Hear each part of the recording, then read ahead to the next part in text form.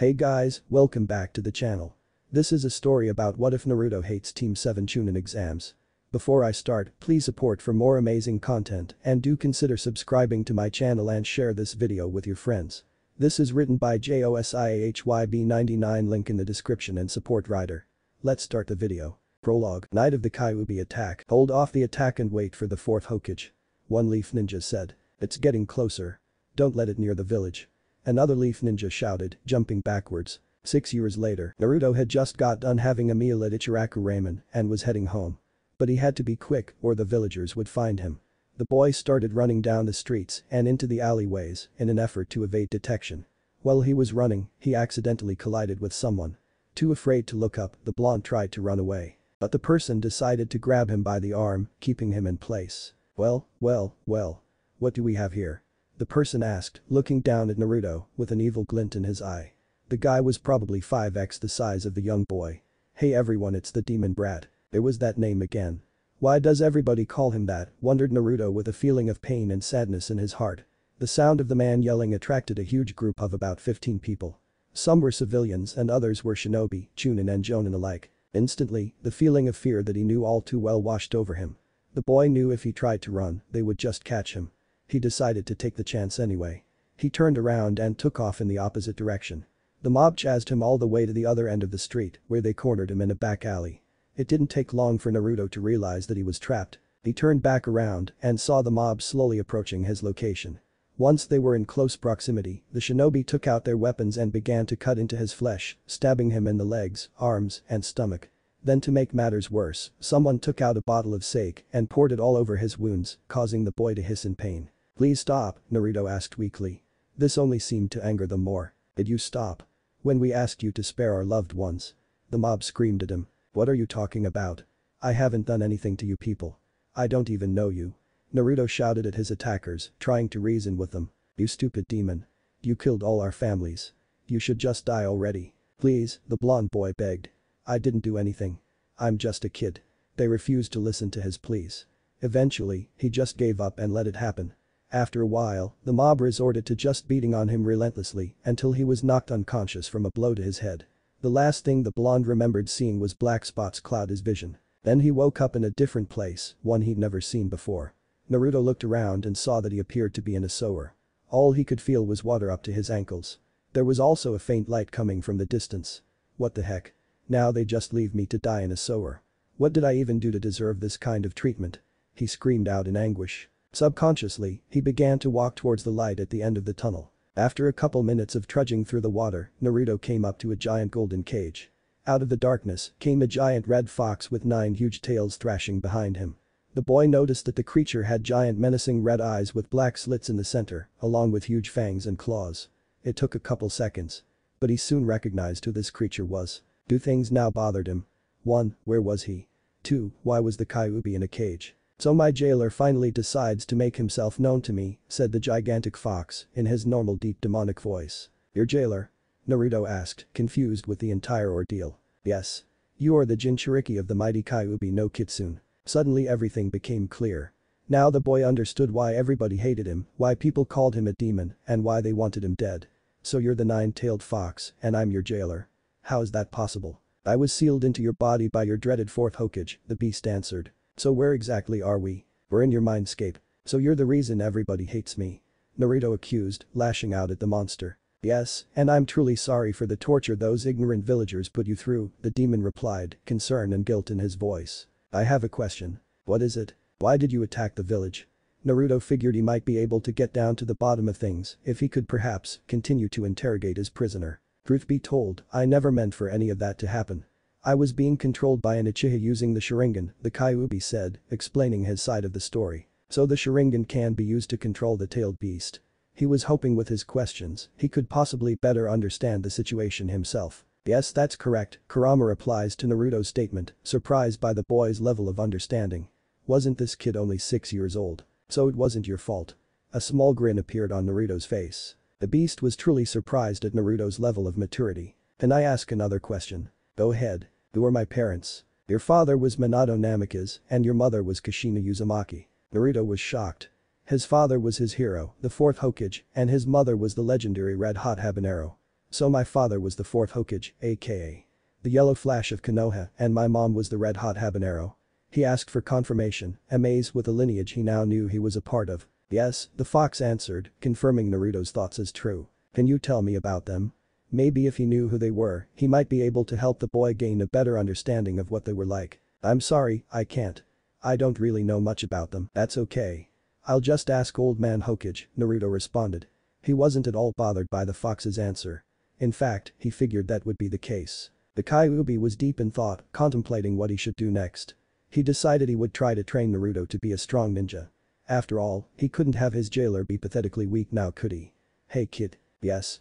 Naruto looked back up at the creature. How would you like me to train you to become a really powerful ninja? Naruto was overjoyed. No one had ever offered to train him. Best of all, however, it was offered by the strongest Biju in the world, or so he thought. And the 10 tails is the strongest. There were still a few things he needed answered though. Before we train. I have a question. What is it? Not surprised he's already asked the fox like 5, the beast went over in his head. Needless to say, Kurama was getting slightly irritated with the blonde's barrage of questions. What's your name? I mean, it can't actually be Kyuubi. Can it? Now he was even more shocked. No one ever asked him that question. It's Kurama. Kurama. Huh, interesting name. Nice to meet you, Kurama. My name's Naruto Uzumaki. You're different from my other jailers, Kurama announced, memories of his past flooding all of a sudden. That's not a bad thing, is it? Naruto asked, worry laced in his voice. No, it's not, the fox assured. I'm just not used to people being nice to me is all. That's sad. You don't seem like a bad guy to me. Anyway, Kurama began, trying to change the subject. Before we begin training. There is something we need to do. What would that be? I need access to your senses if you want me to be able to train you. It'll allow me a better understanding of your skills. So we could accommodate them accordingly.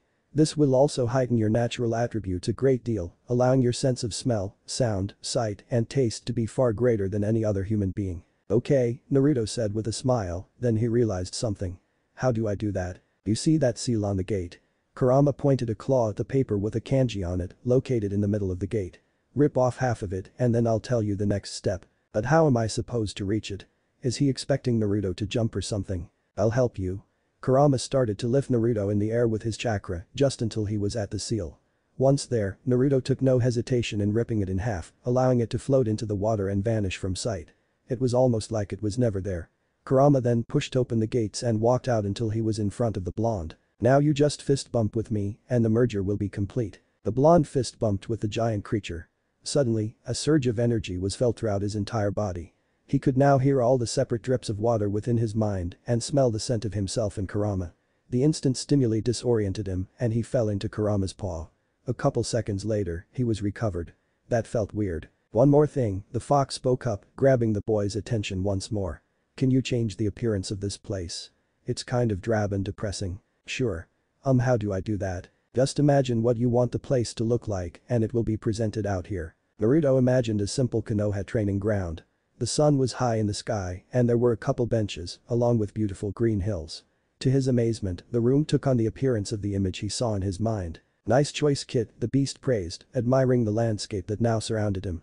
Much better than before. No, can we train? The boy asked, getting a little impatient. Not right now, Kurama replied. You have to wake up. Old Man Third needs to know you're okay. Oh, and another thing you should know.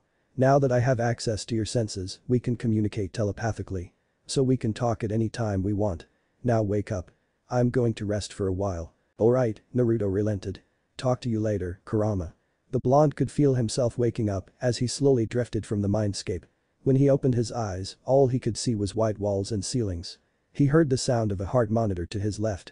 From the pressure underneath him, he could tell he was laying in a bed. A soft pillow was beneath his head and there was a comfy blanket covering him. With this info, he knew he was in the hospital. The blonde felt discomfort at the realization.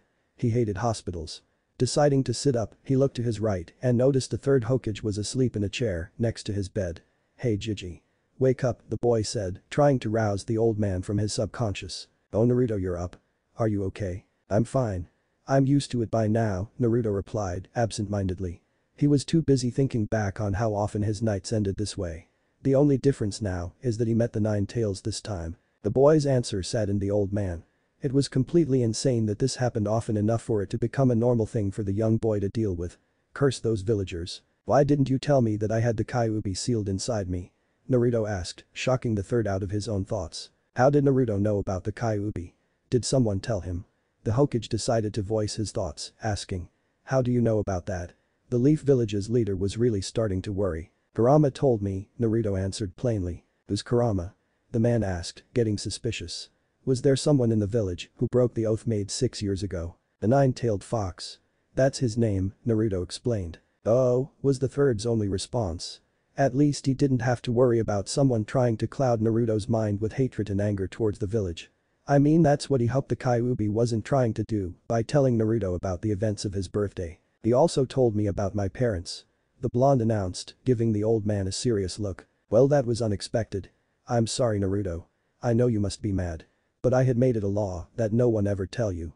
However, I was going to tell you about your parents after you were made Chunin, the Hokage assured, trying to explain his reasons behind the choice he had made to hide the truth from the child.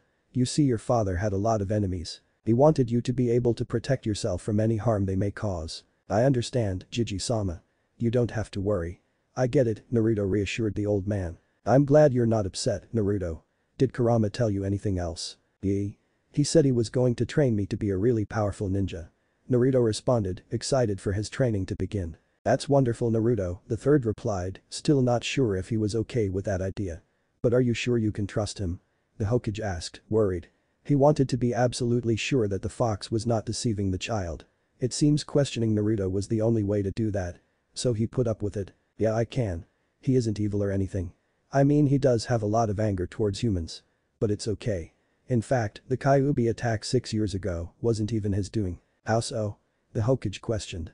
Now he was extremely nervous. He was being controlled by an Uchiha with a Sharingan, Naruto answered, explaining his previous statement. Oh. Once again, this was the Hokage's only response. Speaking of training, Naruto. I've decided to enroll you in the academy next year. That way you'll be able to start your first step to becoming a ninja, the man informed the boy with a smile on his face. That's awesome, Jiji. The blonde shouted, forgetting the honorific due to his excitement. That gives me a year to train with Kurama, so I'll be even stronger when I join. That's great, Naruto. The Hokage is going to have to watch his training closely. The man was still not sure he likes the idea of the demon teaching the boy. Now, I want you to come by my office tomorrow. There's a couple of things I want to give you. Oh, and you're free to go whenever you want. Naruto immediately jumped out of bed and hugged the third. Then he ran out the door, probably the happiest he's ever been in his entire life. Training ground number 3. Alright, Kurama, what's first? Naruto asked the fox, using their new telepathic link. First, I want you to learn the shadow clone jutsu. With your chakra you won't be able to create regular clones. The SCJ gives you memory feedback, which allows you to retain the memories of your clone's experiences. This in turn will help you further your training at a faster pace. Meaning what would take 1 month to learn normally would only take 3 days if you were to use 10 clones, the fox replied. So I'll be able to become stronger, even faster. Awesome. So first. Do you know what chakra is? Not really. I should have known. You are only 6 years old after all. So there are 2 distinct energy sources that you have, physical and spiritual. Physical is the energy within your body's billions of cells, and spiritual is your training and experience. When you combine these 2 energies, it creates chakra, which is the ability to use all types of jutsu, i.e. ninjutsu, genjutsu, fuinjutsu, etc. But in order to use these effectively, you need to augment your chakra control. This will be harder for you because of your massive chakra reserves. Alright, I'm ready, Naruto announced, taking it all in. How do I do the SCJ? What you need to do is form a cross with the pointer and middle finger of both your hands and gather chakra. Whilst doing this, picture yourself splitting multiple times. With your chakra reserves, it should be easy for you. Okay. I'll give it a try. Naruto did what he was told. Gathering chakra around his body and imagining himself splitting in 2. Due to his lack of chakra control, about 200 Narutos showed up. Both the blonde and Kurama were amazed at how many there were. To begin, we'll have half of your clones practice chakra control by doing some tree climbing. The other half will be practicing taijutsu. Taijutsu does not require chakra. But that does not mean you can't use chakra in taijutsu. In fact, using chakra in taijutsu will actually make you stronger and faster than you already are. Alright everyone. Naruto said, turning to the clones. You know what you need to do. Half of the clones practiced walking up a tree, quickly realizing too much chakra and the bark breaks, too little chakra causes you to slip. The other half started practicing their taijutsu. While his clones were working, Kurama gave Naruto a training regiment. This way, he could strengthen his body and increase his speed. Because those traits would not be passed from the clones. Okay, Kit. I want you to do 30 laps around the training ground. Next do 100 push-ups, followed by 50 sit-ups. You're going to be doing this every day, the beast instructed, secretly enjoying the look of exasperation on his student's face. Are you crazy? Is this fox serious? I can't do that. Yes you can and you will. Now do it. The beast commanded. Naruto begrudgingly began to do his exercise. Once he was done, it was around 12 o'clock. Kurama told him to dispel his clones 20 at a time. The entity noticed Naruto was dazed and gave him some advice. Don't take time to sort through the memories, you have the knowledge. In battle, 1 second is all it takes for you to be defeated. Okay, good to know. Now that you have your clones' memories, walk up the tree. Naruto walked towards the tree and subconsciously put in just the right amount of chakra into his feet. He put one foot on the trunk, followed by the second one, and proceeded to walk all the way up the tree before coming back down. Wow, that was easy and awesome. Don't get too excited. That was just the first step. Tomorrow we will do water walking, which takes slightly less chakra, causing it to be more difficult. But for now, I want you to check out some books on chakra theory, Fuinjutsu, Ninjutsu and Taijutsu. Have your clones read them and then dispel them when they're done. That should make your training progress even further. While they're doing that, you're going to go into town and get a few things. Naruto created the clones and sent them to the library, then he headed into town. So what do we need to get Kurama? First some ninja tools, then some food, and finally new clothes. But whenever I try to buy stuff from the store, I'm kicked out or overcharged. He explained, anger laced in his voice. That's why I'm going to teach you the transformation jutsu. The demon explained, clearly annoyed. Does this kid not realize that he has a plan?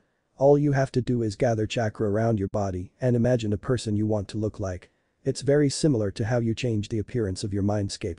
Naruto began gathering chakra and imagined the body of a random ninja he saw during one of the attacks against him. After he transformed, the boy purchased a kunai and shuriken set along with some blast tags and training weights.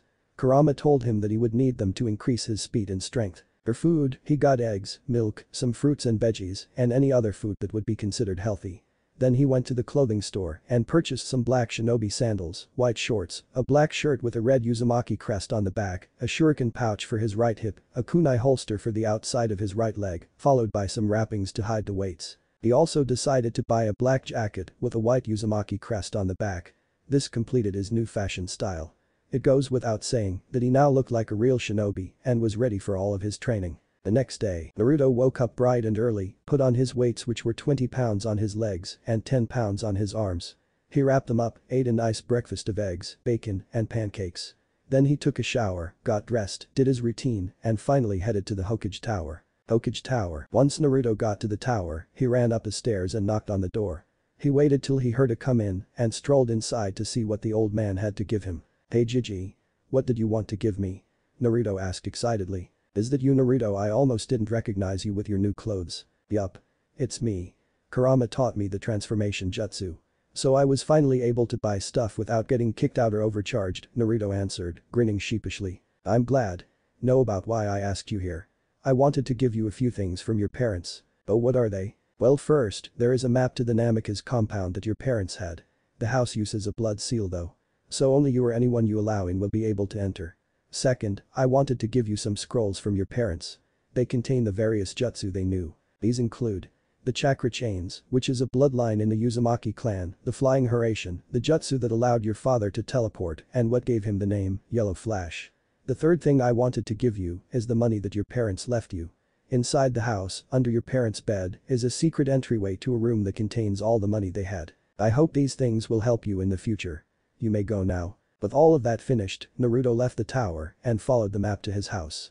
When he got there, he unlocked the blood seal and walked inside. The next 10 minutes or so was spent searching around the compound. The place had 5 bedrooms, 3 bathrooms, 2 training grounds, plus a huge kitchen and dining room. Then he went to his parents' room, lifted the bed, and walked down the hidden stairs into the secret vault, which was what he decided to call it. Naruto was astonished. There was easily enough money to last his lifetime, and then some. Hey Kurama. I've been thinking. Maybe I should act stupid and loudmouth during the academy. That way I can impress and surprise everybody later. Plus the villagers won't see me as a threat and try to attack me, hopefully. Ch1, enter Naruto Uzumaki. 6 years later, it was a beautiful day in Konoha. The trees were green, the village was quiet. Not a sound could be heard. Naruto Uzumaki can be seen running from some Chunin-level ninja with a bucket of paint, laughing at the fact that they can't catch him. Ha ha ha ha ha. Naruto, get back here. You've really crossed the line this time, one of the Chunin shouted at the boy, continuing to chase him all over the place. Give it up. You're just jealous cause you don't have the guts to do what I did. Ha, losers, wannabes. You'll never catch me. But the Hokage. The Hokage was in his room painting a symbol on a scroll when a random ninja popped in. Lord Hokage. He shouted, grabbing the old man's attention. I hope you're not bothering me with some trivia and don't tell me it's Naruto again, the somewhat grumpy Hokage replied. It is Naruto again. He climbed up the great stone monument and put graffiti all over the Hokage, the ninja informed. Back with Naruto. Naruto continues to bounce up and down the walls of the buildings, evading capture. He quickly runs down the street, allowing them to follow after him. Unknown to them though, Naruto was hiding behind a cloth that was designed to look like the fence. Once they're gone, he pulls down the cloth and continues to laugh at their lack of skill. Ha ha ha. That was too easy. Oh yeah, Naruto. Some scared-faced ninja shouted, announcing his presence behind the boy. Ah. Where'd you come from, Iruka-sensei? What are you doing here? Naruto accused, turning around after he fell on his butt. Was that too much? No. What are you doing here? You're supposed to be in class. Academy classroom. Naruto is currently tied up in the center of the class, being scolded by Iruka-sensei. I'm at the end of my rope here, Naruto. Pun intended, you failed the graduation test last time and the time before that. Now you have another chance. And you're messing up again. Naruto grunted in fake indignation. That was on purpose, he replies in his head. Iruka's eyes started twitching in irritation. But because you missed it, Naruto. Everyone will review the transformation jutsu. A series of ahmans and groans were heard throughout the classroom. Time skip. Alright, Sakura here. Let's do it. Transform, the Pinket declared. A poof was heard and in her place was a copy of Iruka. Transform into me, good, the teacher says, writing something on his notepad. I did it. I did it. Sasuke, did you see that? Sakura says, turning to her crush. The boy in question chose to ignore her. Rejected, she walked back to her place in line. Next, Sasuke Uchiha, Iruka announced. Sasuke, who doesn't even say anything, transforms almost perfectly. The height of the transformation was off by a few inches. Good. This is a total waste of time, Naruto.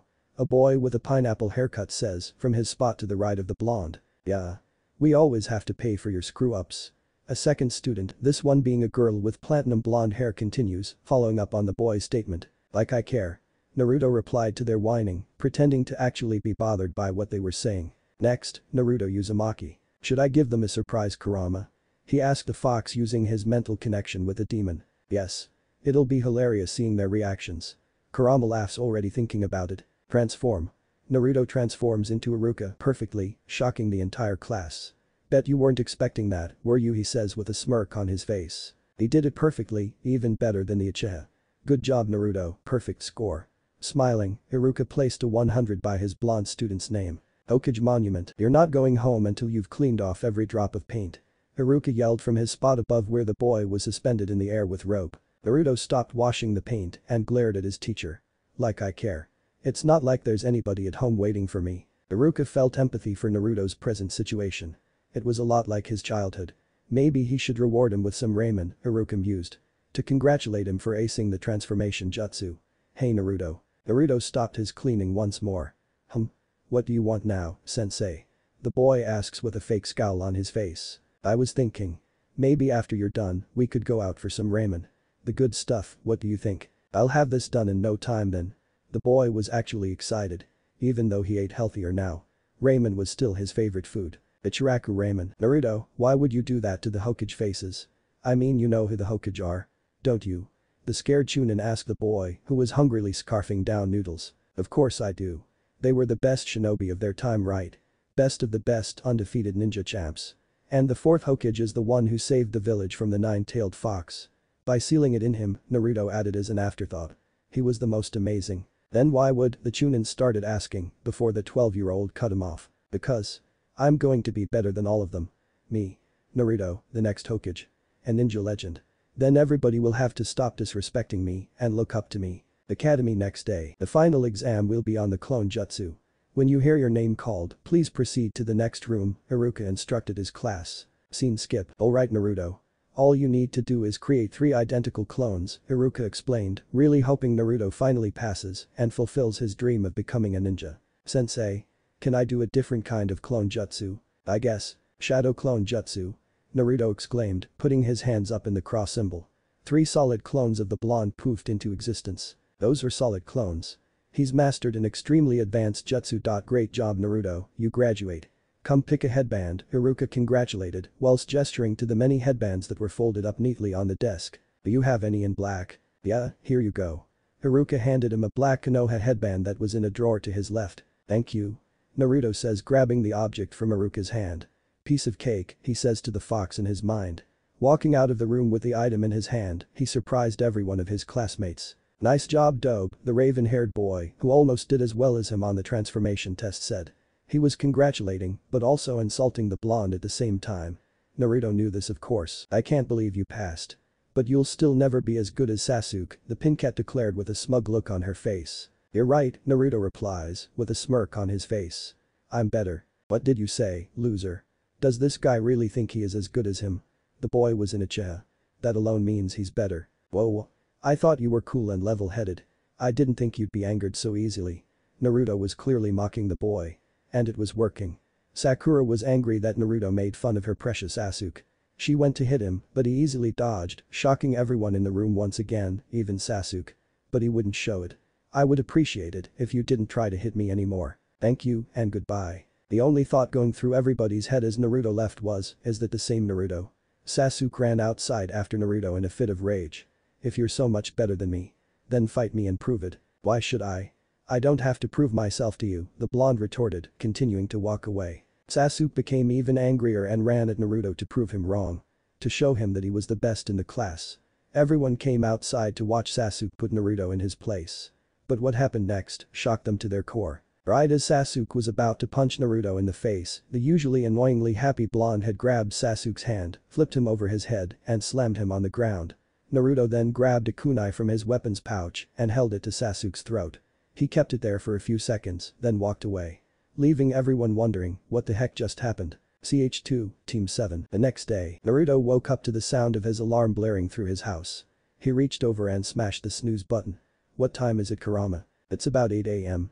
You should get ready to go to the academy for the last time. Oh yeah. I get my team placements today. Yup. Who do you think you'll get on your team? Naruto sat up in his bed. Well, let's see. I'm registered as the dead last in the school. So to even out the team's abilities, they'll probably put Sasuke on my team. Naruto was slightly annoyed with that outcome. He did not like the Uchiha's attitude. Then we need one Kunoichi on each team. They're probably gonna reform Ino Shikacho. So that rules out Ino. Hinata has the Byakugan, so they're most likely not gonna put 2 powerful Dijutsu on the same team. That leaves only Sakura. Or as I like to call her, the fangirling Banshee. Wow. I feel for you kid. Thanks to his telepathic connection to the blonde, Naruto's experiences with his classmates were also Kurama's experiences. So he knew how aggravating they could be. Especially the Uchiha and his pink-haired fangirl. Well, that's how it is. I guess I can finally guarantee that the universe hates me with a passion. Maybe they'll be better than you think. Kurama was trying to give him some reassurance, even though he himself doubts the statement. Nevertheless, I had better get ready. Naruto really was excited. He may not be happy with his teammates, but he knew he'd finally get to show everybody his skills. Well, some of his skills. Wouldn't want to ruin all the surprises, now would he? He took a shower and began to get dressed in black Anbu pants with wrappings around his legs to hide his weights. Naruto's weights have increased to 50 pounds on his arms and 70 his legs. Naruto's training regiment has also increased to 200 laps around the training ground, 150 one-handed push-ups for each arm, and 300 sit-ups. He does this before he starts training and at night before he goes to bed. He wears black shinobi sandals, a sleeveless fishnet shirt, a black zip-up jacket with a crimson-red Uzumaki crest on the back, his kunai holster on his outer right leg just above the bandages, and his shuriken pouch on his hip. Along with a couple sealing scrolls filled with extra weapons, such as blast tags, smoke bombs, and some lightning tags that he created himself. Over the 6 years of training, Naruto's Fuinjutsu skills have increased to apprentice level, meaning he can now create his own seals in a matter of seconds. His Taijutsu has increased to near Jonin level, making his speed with the weights almost as fast as most Anbu. His chakra control has only reached high Chunin level due to the massive amounts of chakra that he has. If he had less, it'd probably be about Sannin level.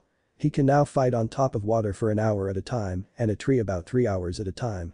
His ninjutsu skills have increased to about high Jonin level, meaning he can do hand seals much faster, almost completely undetected by the Sharingan. The jutsu he has in his arsenal are the Hiraishin from his father. Because of his Fuinjutsu being so high, he has made a new formula. Now he's even faster than Minato was. He also possesses the chakra chains from his mother. He can now form the chains, but has some trouble maintaining them for more than a couple minutes at a time. And finally he has Futentatapa, wind release great breakthrough. His Jinjutsu skills have increased to low Chunin, allowing him to sense, enact and break EC level Jinjutsu. After Naruto got dressed, he had a nice breakfast of eggs, hash browns and waffles, along with a glass of milk. Then he headed out the door to the academy, ignoring the hateful glares and words that were thrown his way. No matter what they said, he just smiled at them and walked away. I'm Skip Academy. Naruto walked into the class, a smile still on his face due to his excitement of finally becoming a ninja. Everyone else was still thinking about what happened yesterday. They shrugged it off, figuring it was just luck. This was due to the idiotic look present on his face as he walked in. Yeah, they still thought he was weak.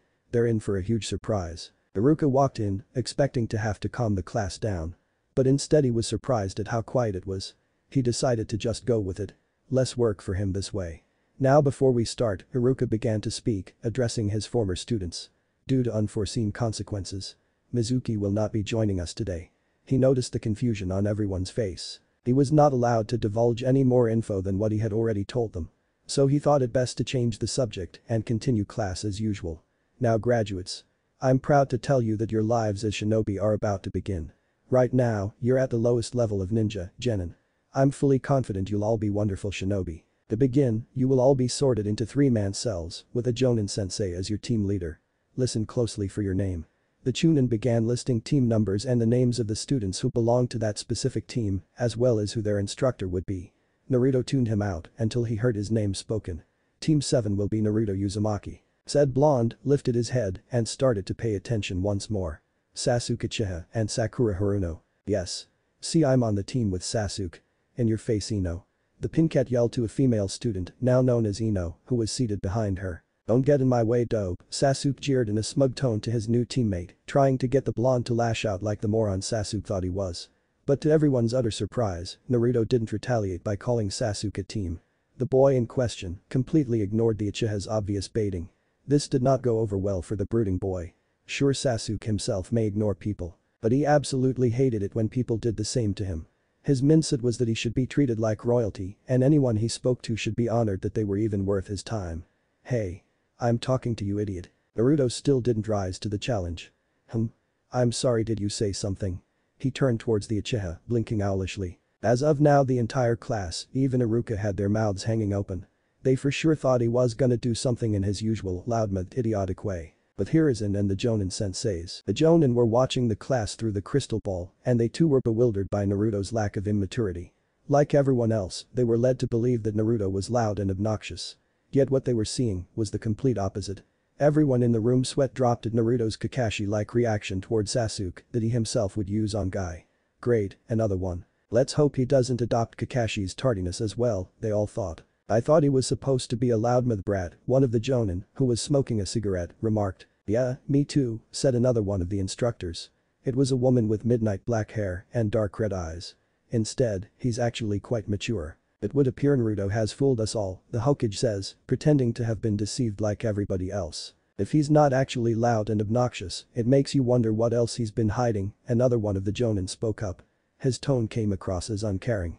But he was actually quite intrigued. Yeah, totally, everyone announced, in agreement with the man. For all we know, he could be hiding his true strength. Kakashi figured he shouldn't underestimate him. His genin team might not be so boring after all, the lazy-sounding teacher added as an afterthought. Why do you think he did it though? Asked the same dark-haired female instructor. Who knows? Maybe we will find out soon.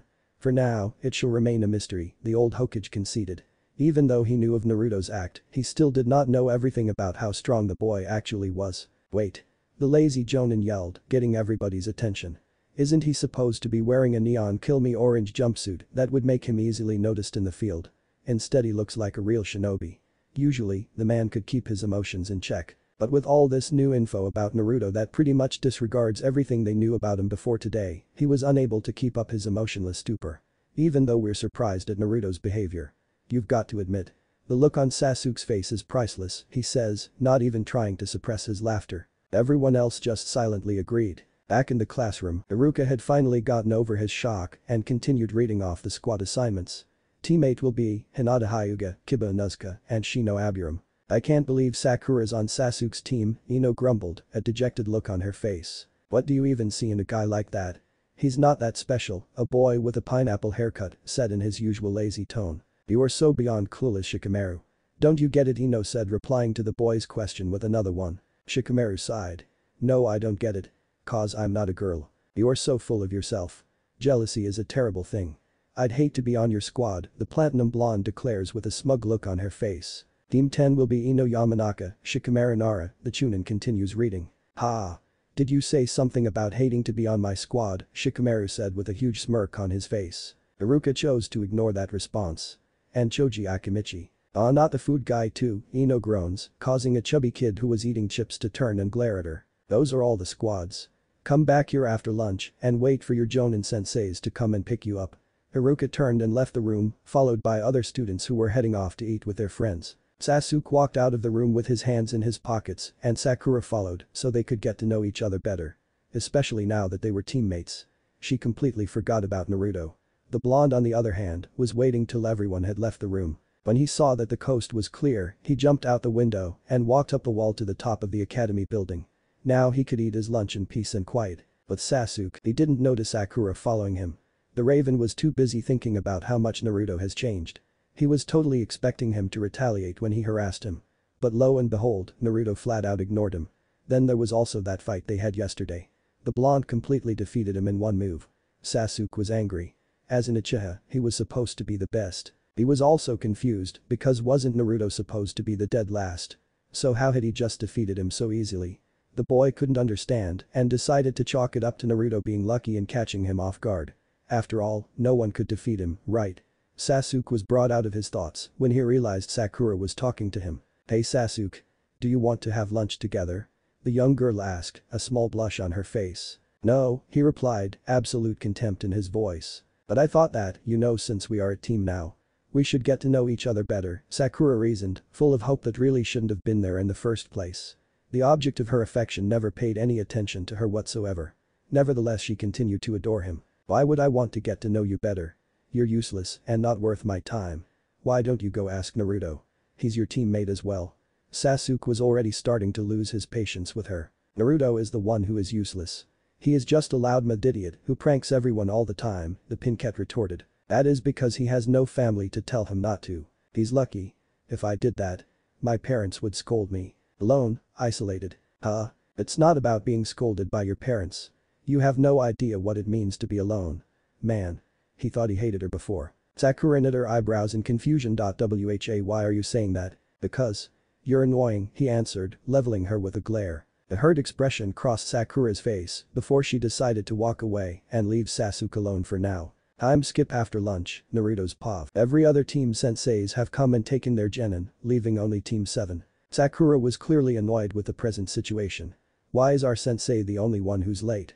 She screamed her head off, annoying both her fellow teammates in the process. Will you shut up? Sasuke demanded, glaring at her once again. I'm sorry Sasuke. Sakura quieted down after that. If they're this late. Our sensei is probably Kakashi Haddock. He's infamous for being 3 hours late to almost everything, Naruto said, calmly. A grin on his face due to his teammates' reactions. What?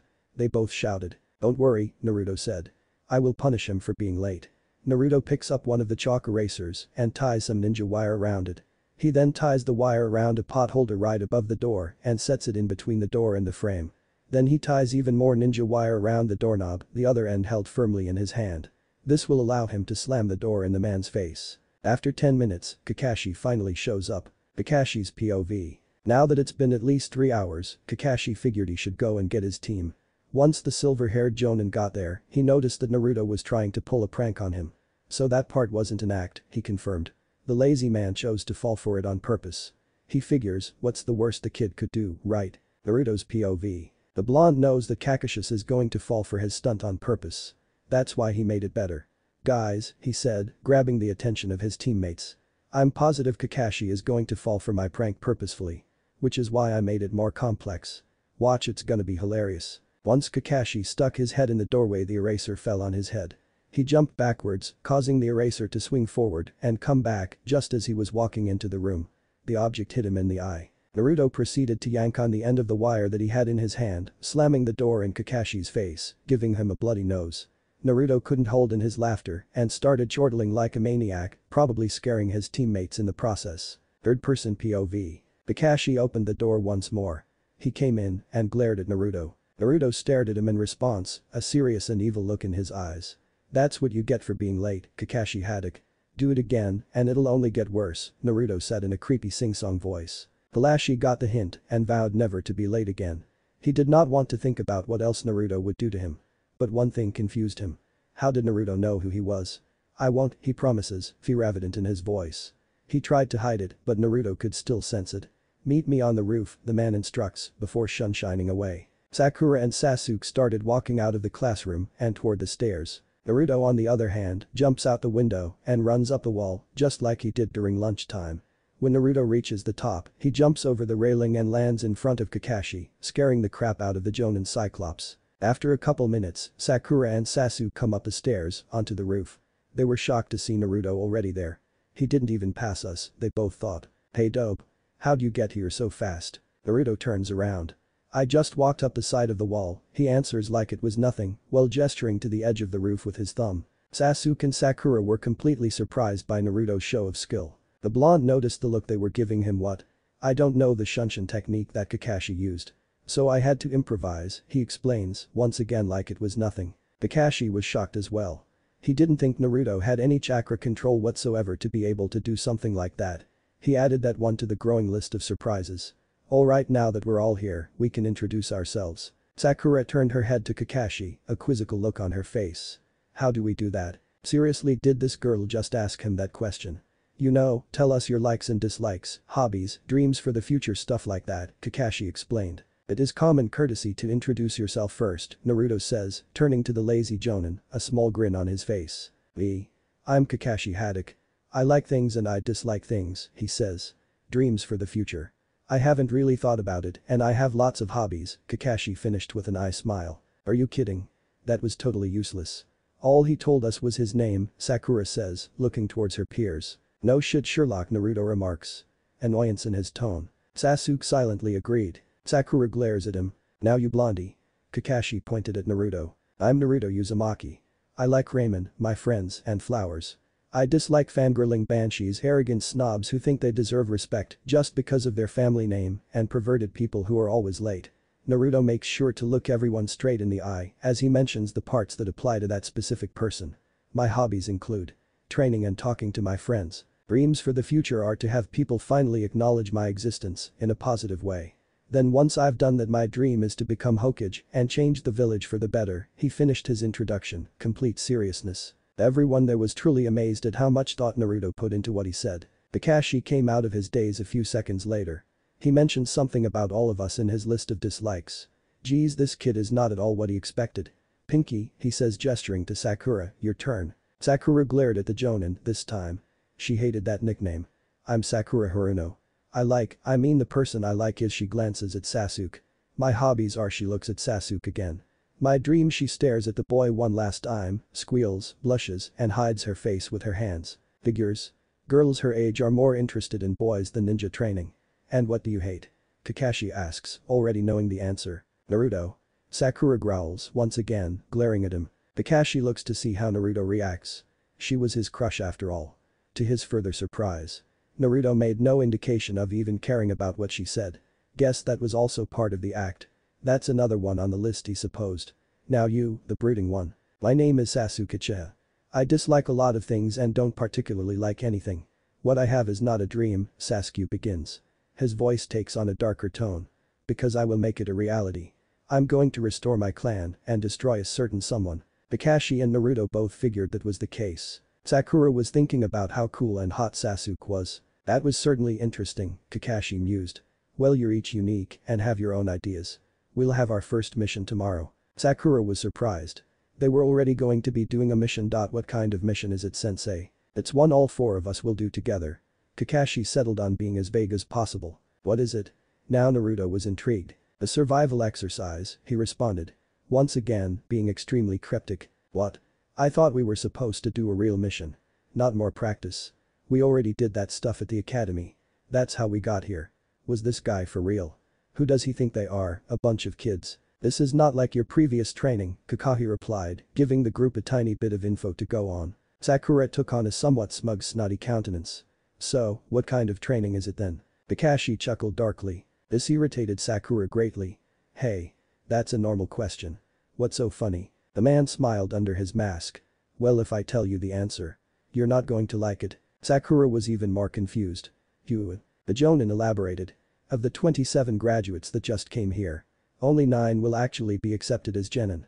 The other 18 will be weeded out and sent back to the academy. In other words, this is a make it or break it pass-fail test and the chance that you'll fail is at least 66%. Immediately, Sasuke turned serious. Sakura started freaking out. Naruto looked impassive.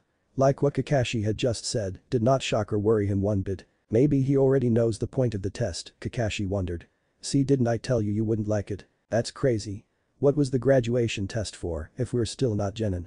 Sakura really did not like the possibility that there was still a chance she could be separated from her Sasuke. Oh, that was just to select the candidates who might become genin or not, Kakashi explained, an apathetic tone to his voice. What? This is ridiculous. There is no way that Sakura will allow Sasuke and her to be split apart. That's how it is. I decide whether you pass or fail. Be at the designated training spot at 5 AM and bring your ninja gear. Kakashi scanned the group, gauging their reactions. If Sakura fails, she'll be separated from Sasuke. This is a trial of love, she mused. Sasuke had to pass if he wanted to get stronger. The Raven glanced towards his groupmates. Sakura and Naruto better not hold him back. He is not really worried about Naruto. But Sakura is pathetic. This is gonna be easy, right Kurama? Naruto spoke to the beast telepathically. Yeah, probably. That's it. You're dismissed. Oh, tomorrow you better skip breakfast or else you'll puke, Kakashi added. One last nail in the coffin. He wanted to try one last time to see if he might possibly get a rise from Naruto. Naruto stood up. Well, I'm not skipping breakfast or else I won't have enough energy for the mission. After all, it is the most important meal of the day. He was hoping his team would get the hint. Was he trying to get them to eat because he knows what's coming or is he just plain rebellious? Either way, it doesn't look like they're catching on. Kakashi was starting to wonder about the competence of his 2 other students. Sakura also stood up and chose to scold the blonde by yelling at him. Naruto, don't be stupid. The sensei just told us not to eat, you idiot. Naruto spoke even louder this time. Does it look like I care? I need my energy if we're going to be doing a mission. Yup. He's definitely trying to get them to eat, Kakashi realized. He knows what's going on. But how does he know? Naruto's explanation started to turn the wheels in Sasuke's head. Is he trying to tell them something? Maybe he should eat. Then again, Kakashi did tell them not to. But the way Naruto stressed the words, need, energy, and mission. The next morning, Naruto woke up at around 4 o'clock AM, showered, got dressed in his black Anbu pants with wrappings around the ankles, almost all the way up to his knees, black shinobi sandals, sleeveless fishnet shirt with a dark orange collar, a black zip-up jacket with a dark red Uzumaki crest. The jacket had 4 pockets. 2 of them were on the inside of the jacket close to the sleeves on both sides. The other 2 were in the same spot, but they were on the outside. A deep crimson red Uzumaki crest was adorned on the back. He has wrappings on his arms. His weapons pouch was located on his right hip and kunai holster on his lower outer right leg, right above where the wrappings end. He has storage scrolls in his pockets containing his smoke bombs, blast tags, and lightning tags. Finished off with dark orange fingerless gloves that each have a seal right on the metal plates. These seals contain extra shuriken on the right and extra kunai on the left. He was ready for anything. He ate breakfast, performed his workout routine, and headed to the training ground. He really hoped his team took the hint about eating breakfast. He ate breakfast, did his workout routine, and headed to the training ground. He really hoped his team took the hint about eating breakfast. Training ground. Once he got to the training ground, it was about 4:45 AM. 10 minutes later Sakura and Sasuke showed up. Sakura was exhausted. Sasuke looked as if he woke up this early every day. 3 minutes went by. Naruto started planning ways to punish Kakashi if he was late. He could zap him with his lightning tags, take his book and throw it in the water. He must have looked creepy. Because after he thought of that option, Sakura and Sasuke inch away from him. Sorry guys, the blonde looked sheepish. I was just thinking of ways to punish Kakashi-sensei. You know, if he was late again. Oh, okay, Sakura said, only slightly more at ease. She was concerned with the sanity of her blonde teammate. HN, Sasuke responded. He honestly did not care. Well, nice to see you too, Sasuke. Right when Naruto was about to start his plan against Kakashi, the man showed up exactly at 5. Good. Looks like he learned his lesson last time. Good thing you're on time. I'd sure hate to have to punish you again, Naruto said in the sweetest voice he could muster. Everyone just took a step back from him once again. Even the Jonin. Yeah, right. He'd love to punish Kakashi again, they all thought. Morning everyone. Ready for your first day? Kakashi gave them all an eye smile. Sakura could barely function right now. Well, let's get started. Kakashi set down a clock and pressed the top down to start it. Here we go. It's set for noon. Sakura was more awake after that. Your assignment is very simple, Kakashi began. You just have to take these bells from me, he motioned to the bells dangling from his hip. That's all there is to it. If you can't get them by noon, you go without lunch. You'll be tied to those posts and you'll watch while I eat my lunch right in front of you. Sasuke was furious with himself. So that's why, dang it. He should have taken the Dobe's hint. Naruto was right, Sakura couldn't decide what was more astounding. That their teacher would pull such a dirty trick on them or that the blonde was right about something, for once. Kakashi realized they didn't take Naruto's hint to have breakfast. But still, how'd Naruto know? Something didn't make sense to Sakura. Wait a minute. There's 3 of us. How come there's only 2 bells? Kakashi smirked. Well, that way, at least one of you will end up tied to a post and ultimately disqualified for failing to complete the mission. That one goes back to the academy. Then again, all 3 of you could flunk out too, he reminded. You can use any weapons, including, but not limited to, shuriken. If you're not prepared to kill, won't be able to take the bells, he said, giving the group his famous eye smile once more. Only Sasuke or Sakura had any reaction to what Kakashi said. Man, does nothing worry this kid, Kakashi wondered. Then again. It could be because he knows what the test is about. Well, only time will tell. Those weapons are too dangerous, sensei, Sakura reminds. Sakura? He is a Jonin. He'd probably be able to dodge everything we threw at him. There's a slim chance we'll even be able to touch him, Naruto reminded, trying to reason with her. When I say start, you can beg. Kakashi was cut off. Naruto whipped out a kunai, spun it around his fingers, gave it a firm grip and ran straight for the older male. Before Naruto knew it, the silver-haired Jonin was behind him, holding the same kunai to the back of his head. Sakura was amazed. Kakashi's movements were so fast. She couldn't even see him move. So this is a Jonin.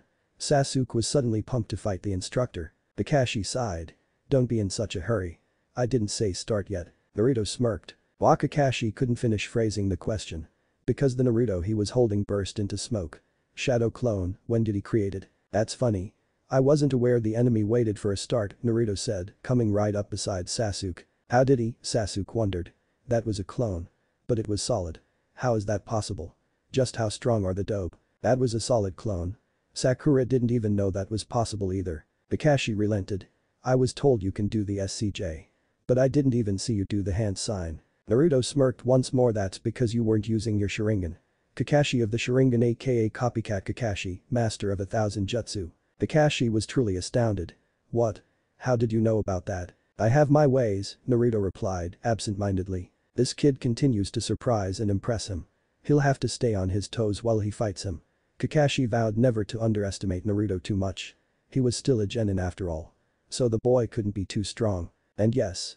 You won't be able to read your book while we fight, Naruto spoke up, stunning the Cyclops even more. How'd I? The look on your face says it all, sensei, Naruto interrupts with his signature grin. It gives more of a fox-like quality to the boy's appearance. Kakashi figured they should get a move on. Well, Naruto is right. Your enemy won't wait for a start. So start. He threw down a smoke bomb and faded from their view. All the genin present jumped away in separate directions. To be continued. Ch3, pass or fail Naruto's hidden ability. Third person's POV. Once Kakashi yelled start, both Sakura and Sasuke jumped away and hid. Sasuke in a tree and Sakura under a bush. Ninja must know how to conceal their movements and hide effectively, Kakashi said to no one in particular. Well, they understand that much. They've hidden well. Wait, what's Naruto still standing here for? Jonin wondered. Naruto. I said start. What are you still doing here? Naruto smirked. I know what this test is really about. Oh, and what's that? Kakashi wasn't surprised. He figured that was the case. Naruto was silent for a moment. It's about teamwork, isn't it? Yes, you're right, Kakashi conceded. For curiosity's sake. Would you mind telling me how you figured it out? A few things. 1, Naruto says, holding up his pointer finger. Squads are always carried out with 3 genin students and 1 jonin sensei. So why would one of us go back while the others continue? It wouldn't be a full team. 2, he raises another finger. You said, and I quote, of the 27 graduates who just got here, only 9 will be chosen to actually become genin. If that's true, then that means 3 of the teams will pass the test, with all 3 genins on each of said passing teams passing as well. So once again, 1 going back didn't make sense. 3, the blonde raises one more finger. There are 2 bells. This is meant to pit us against each other, ultimately sending one back to the academy for failing the mission. And as I said before, that doesn't make sense considering the fact that a squad has 3 genin and 1 jonin. Not 2 or 1 genin and 1 jonin. And 4, he raises up one last finger. You're a jonin and we're just genin. Alone we don't have any chance at getting a bell. But if we work together, then we might have a chance. Even though he thought he might actually be able to get them himself. Wow. He actually figured it out. Will his team work with him, however? Well, Naruto, you're a lot smarter than I gave you credit for. Kakashi paused for a moment. Even though you know what the test is about. Why don't you try to get a bell? Alright. He might as well. It's not like there was anything else for him to do. But Sasuke jumped into the tree to hide. He noticed that Naruto and Kakashi were only talking. But he wasn't close enough to hear what they were saying. Naruto came up behind him. How? He didn't even sense the blonde approaching. Hey Sasuke, Naruto said. I think we should work together to get the bells. We'll have a better chance if we help each other. Sasuke understood the blonde's reasoning. His pride got in the way though. I don't need your help, dope. I can do this on my own. Naruto expected that answer. He knew pestering wasn't going to change anything. Alright. I'll just go ask Sakura. He poofed away. Was that a shadow clone? Sasuke asked out loud to himself. But Sakura was watching from under a bush. Naruto and Kakashi-sensei appeared to be having a conversation. It didn't even look like they were gonna fight. Hey Sakura. Naruto came out of nowhere. Ah. Don't scare me like that, idiot. Sorry, the blonde apologized. But I think we should work together to get the bells. I tried to ask Sasuke, but he just refused. Why would I work with you? The Pincat questioned, angrily. Seriously, you're an idiot. You wouldn't be able to do anything useful. Because we're a team, he reasoned. And we have a better chance at getting the bells if we help each other. So are you in? He decided to give her another opportunity and ask just once more. No. Geez Naruto, you're so annoying. Naruto burst into smoke. Was that a shadow clone? Sakura questioned. Back to Naruto and Kakashi. Naruto got the memories from his clones. Just like he thought they would, both of them rejected his proposal. Kakashi-sensei. I tried to ask Sasuke and Sakura to team up with me using my clones, and just like I predicted. They said no. Now how am I supposed to pass? I don't know, Kakashi replied. He also figured that would be the outcome. He wasn't exactly sure how to deal with it. I figured Sasuke wasn't going to because he doesn't think he needs help from anybody in anything. Then Sakura wasn't gonna team up with me unless I convinced Sasuke. Well, at least I tried. The blonde figured they were a hindrance to his shinobi career. Are you ready for our fight? Kakashi pulled out of his thoughts. Sure. Shinobi Battle Techniques Part 1, Taijutsu. Naruto began by running at Kakashi and throwing a weak punch to his face. Allowing the instructor to block. Then the blonde tried a kick to the man's stomach, in which case Kakashi grabbed his foot. Naruto then turned to aim another kick to his head and Kakashi grabbed his other foot. With his hand near the bells, Naruto quickly grabbed and replaced them with rocks that he hinged, transformed to look like the bells. When Kakashi realized what he was doing, he pushed the boy away. Little did he know, he was already too late. This kid is good, Kakashi realized. He actually touched them well. Naruto, you're better than I thought. Still, you haven't got the bells. Naruto took out one of his sealing scrolls and unsealed his father's Hiraishin kunai. He threw it at Kakashi, to which the Jonin dodged, not yet realizing what it was. In an orange flash, Naruto disappeared and reappeared half a second later and kicked Kakashi in the back, sending him flying, using a jutsu Kakashi knew all too well. Naruto made sure to mark him with his formula as his foot connected. Kakashi leaned forward to where his hands could touch the ground. This allowed him to descend into a roll. Then the man turned himself around and ran back towards the blonde, even more surprised than before. How does he know that technique? Kakashi wondered, amazed with the expanding prowess the young Uzumaki was demonstrating. Also, it looks like he's faster than his father. Hey Naruto. Where did you learn the jutsu? Naruto knew Kakashi would ask this. Old man third gave it to me when I was 6, after I found out about my parents. How'd you find out? Kurama told me, Naruto answers plainly. Who's Kurama? Kakashi asked, having never heard the name before now. The nine-tailed fox, Naruto supplies casually, without any hesitation. Kakashi was beyond confused. How does Naruto know about that? How'd you find out about that? Naruto hesitated. I'd rather not say. Why? What does he not want him to know? How come? Because, I don't want you to feel bad for me or pity me. Naruto was getting a little aggravated with all the questioning at this point. If he wanted people to know, he would tell them. They needed to stop pestering him all the time. It was probably from the beatings he got from the villagers, the Jonin figured. Probably a bit of a touchy subject for him. So he'll leave it alone. For now anyway. After that little confrontation, Kakashi knew how great Naruto was on offense. Now how about defense? He came at Naruto with half his speed and strength and tried to punch him in the head, to which he blocked with his right arm. Next the silver-haired sensei tried to kick him in the head this time. The move caused Naruto to have to duck. Then Kakashi tried to leg swoop him in an effort to throw the boy off balance. Naruto jumped up completely avoiding the attack. While in the air, Kakashi threw another kick to his side propelling Naruto into a tree. Kakashi didn't think the blonde would do that well. Granted, the man was only using half his speed and strength. Still, it was quite the impressive feat. Kakashi? Naruto questioned, in a scolding manner. Don't you know it's not good to let your enemy get behind you? What? After Kakashi got over the shock he kicked the blonde into the tree. Wait. Kakashi looked and saw the Naruto that he kicked vanished in a puff of smoke. It was another shadow clone. Okay. I know you said I wouldn't be able to see the hand sign unless I was using my Sharingan. But when did you find the time to make a clone? Naruto grinned. Simple. You've been fighting one the entire time. Was Naruto serious right now? Naruto laughed. Right before we fought, I used a Kawarimi replacement jutsu to switch with one of my pre-made clones. Well that explains it, but what is he doing? Wait. That's the hand sign for a wind jutsu. He shouldn't even have started his elemental training. Not till he's a Chunin at least. Hyutin de Toppa. Wind release. Great breakthrough, Naruto announced, generating loads of wind chakra. A huge gust of wind started coming from all around Naruto, blasting Kakashi back 20 feet. Then he vanished and kicked Kakashi in the back once again, sending the man back where he came from. Naruto threw the Hiraishin kunai and appeared above Kakashi's body. The boy slammed the Jonin into the ground with his foot, creating a Kakashi-sized crater. Kakashi climbed out of the hole, bruised and dirty. Just what level are you at, Naruto? There's no way he is just a simple genin. Someone else had to have trained him in order to get this strong. Without any response, Naruto shot out the chakra chains, binding Kakashi around the legs and arms, restricting his movement completely. You know the chakra chains as well. Kakashi paled at the newfound information. Naruto smiled. Yeah, but I'm having trouble maintaining them for longer periods of time, he says before he unbound Kakashi. This action confused the Jonin. Why didn't Naruto take a bell while he was unable to move? Naruto sighed. Kakashi-sensei. I think I've shown you enough of my skill. So go test Sasuke and Sakura now. Fair enough. Alright, I will. Let's hope they're not as strong as Naruto or Kakashi was going to die. But Sasuke was watching Naruto and Kakashi fight and he is surprised, angry and amazed all at the same time. Naruto is just beating on Kakashi like a punching bag. Where was he hiding all this power and skill? He's the rookie of the year here and the dope did better than he could, though he will never admit that aloud.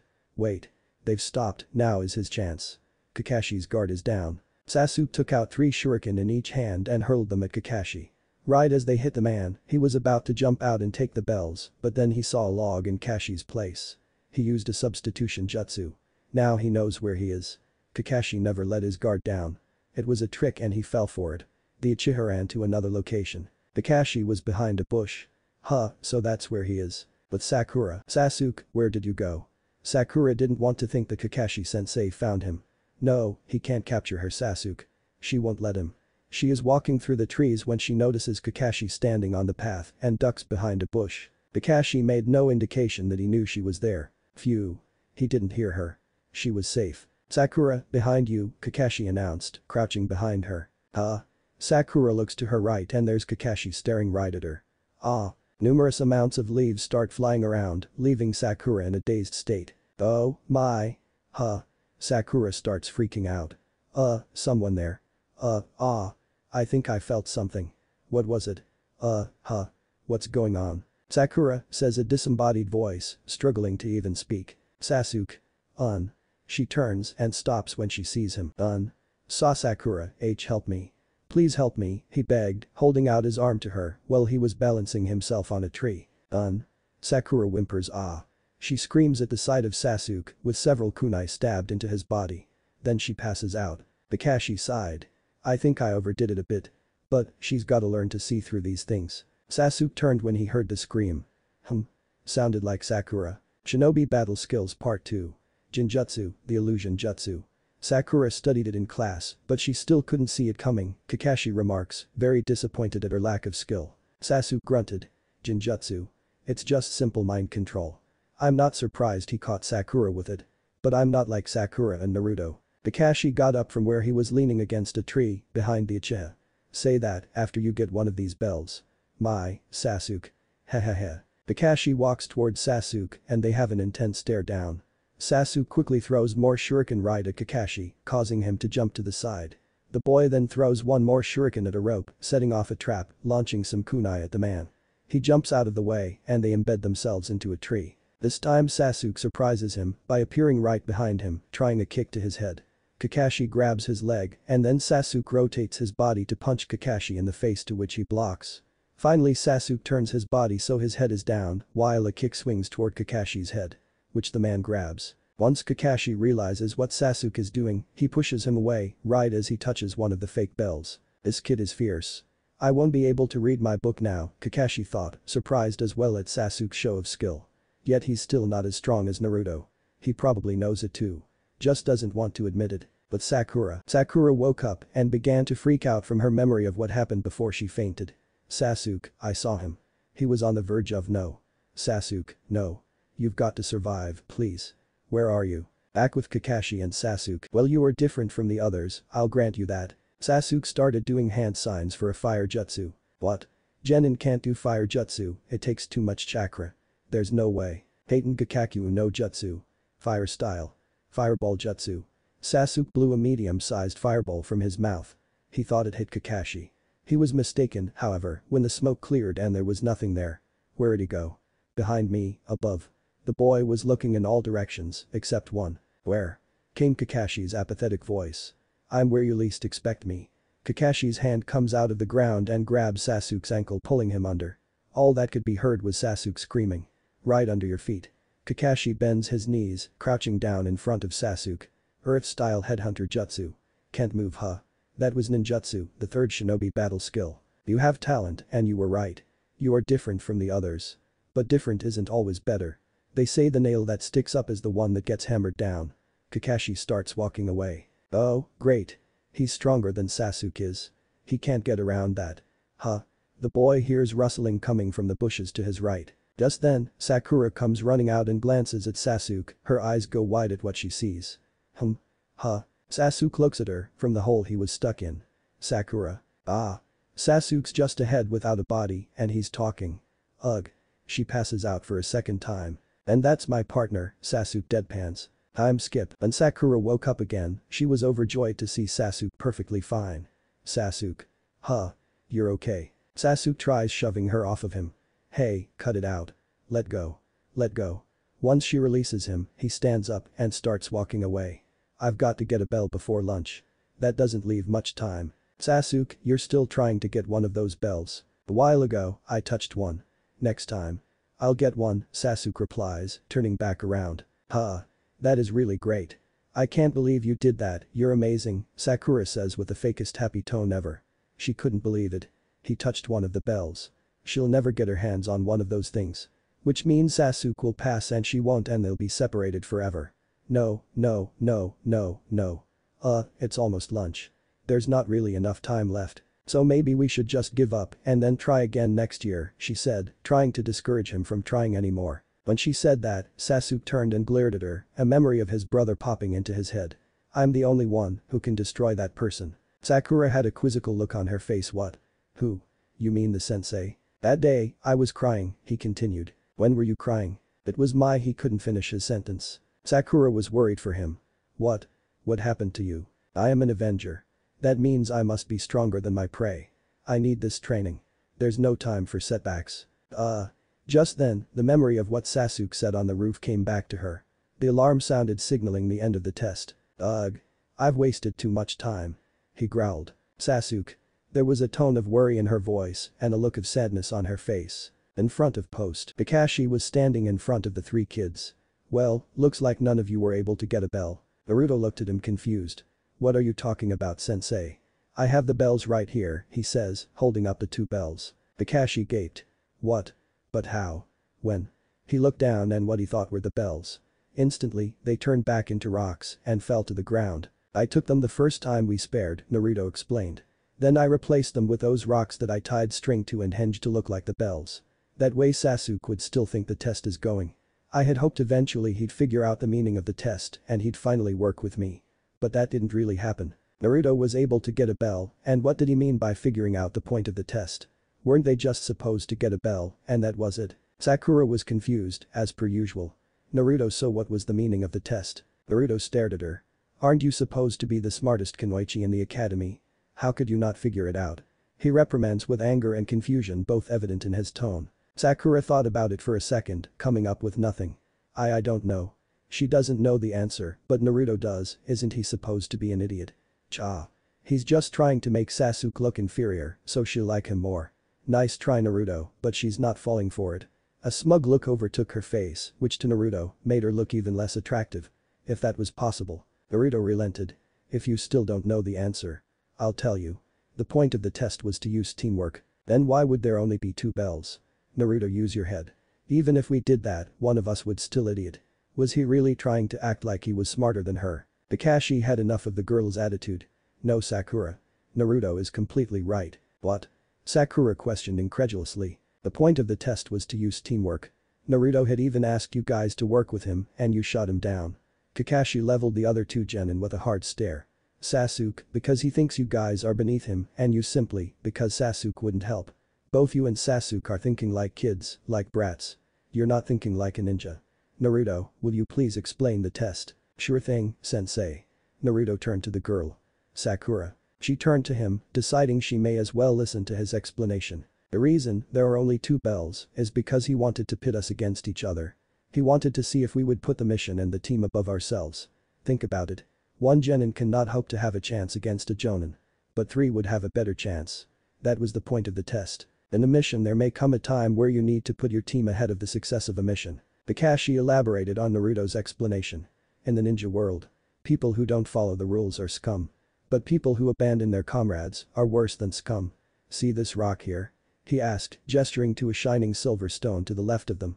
The names of my closest comrades are engraved on it. They died fighting for the village to their last dying breath. While Sasuke and Sakura were busy thinking about what Kakashi and Naruto said. Naruto walked up to Kakashi and put a hand on his shoulder to comfort him. It's okay to cry, Kakashi-sensei. I know how you feel. He said, giving Kakashi a look of understanding. Thank you, Naruto. But I'm not gonna cry. Even though he didn't want to do this. He was not gonna punish Naruto for his selfish and idiotic teammates, at least one of you figured it out and tried to get the others to see it. So I guess you pass. Even though he said this, he was seriously doubting it.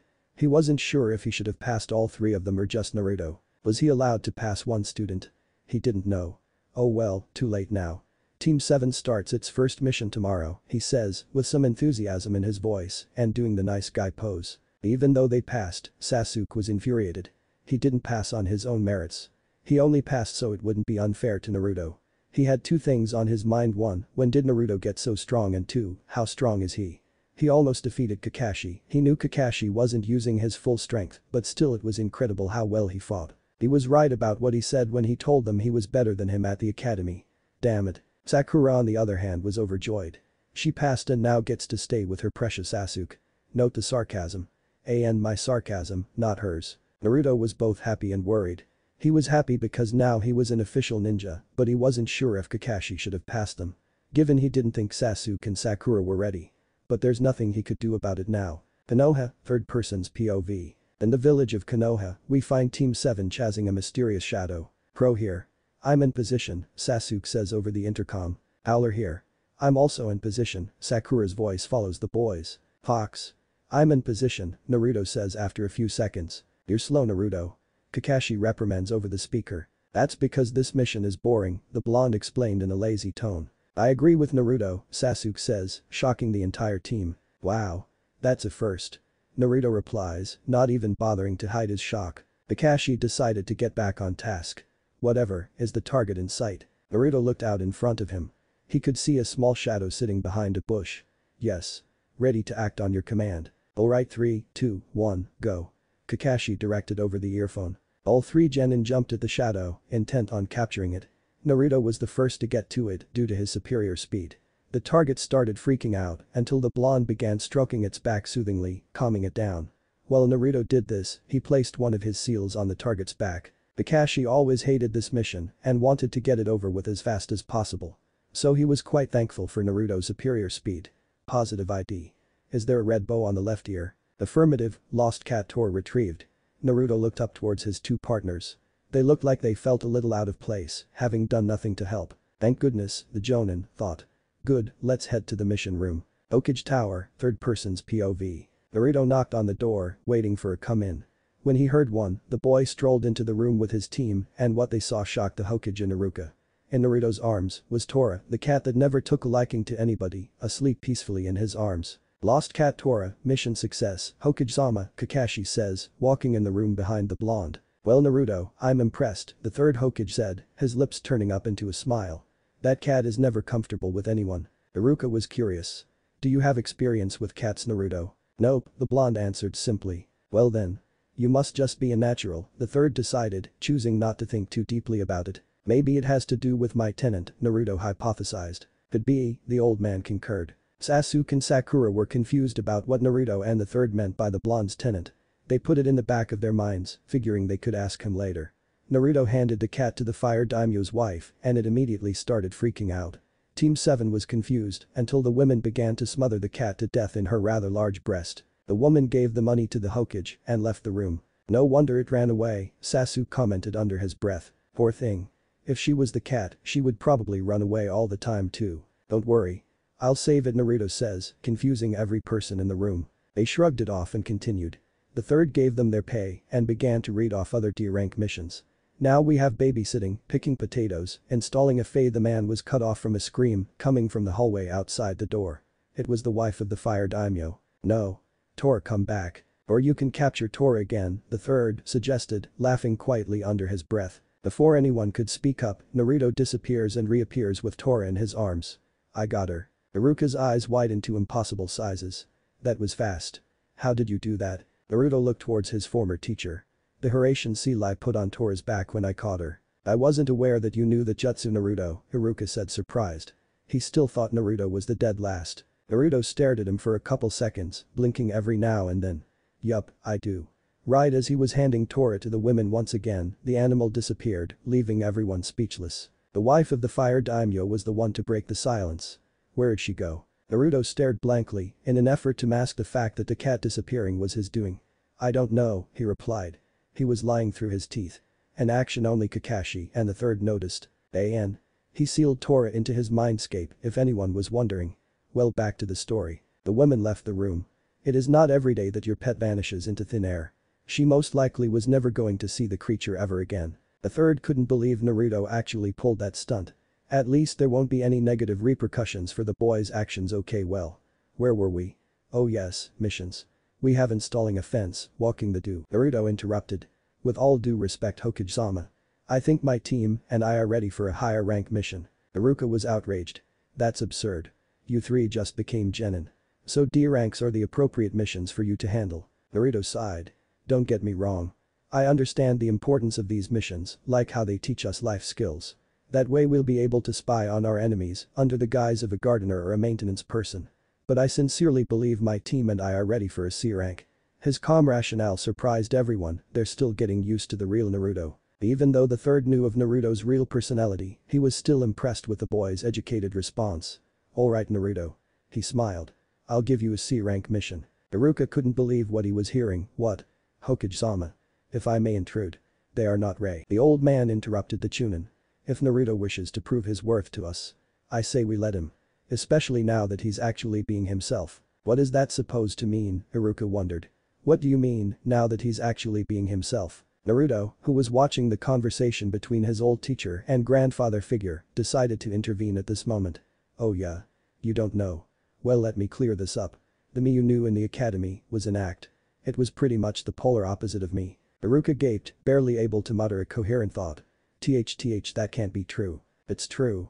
Both Sasuke and Kakashi exclaimed, confirming Naruto's statement. Sakura was still unsure. She was sure the blonde's facade would diminish if enough time went by.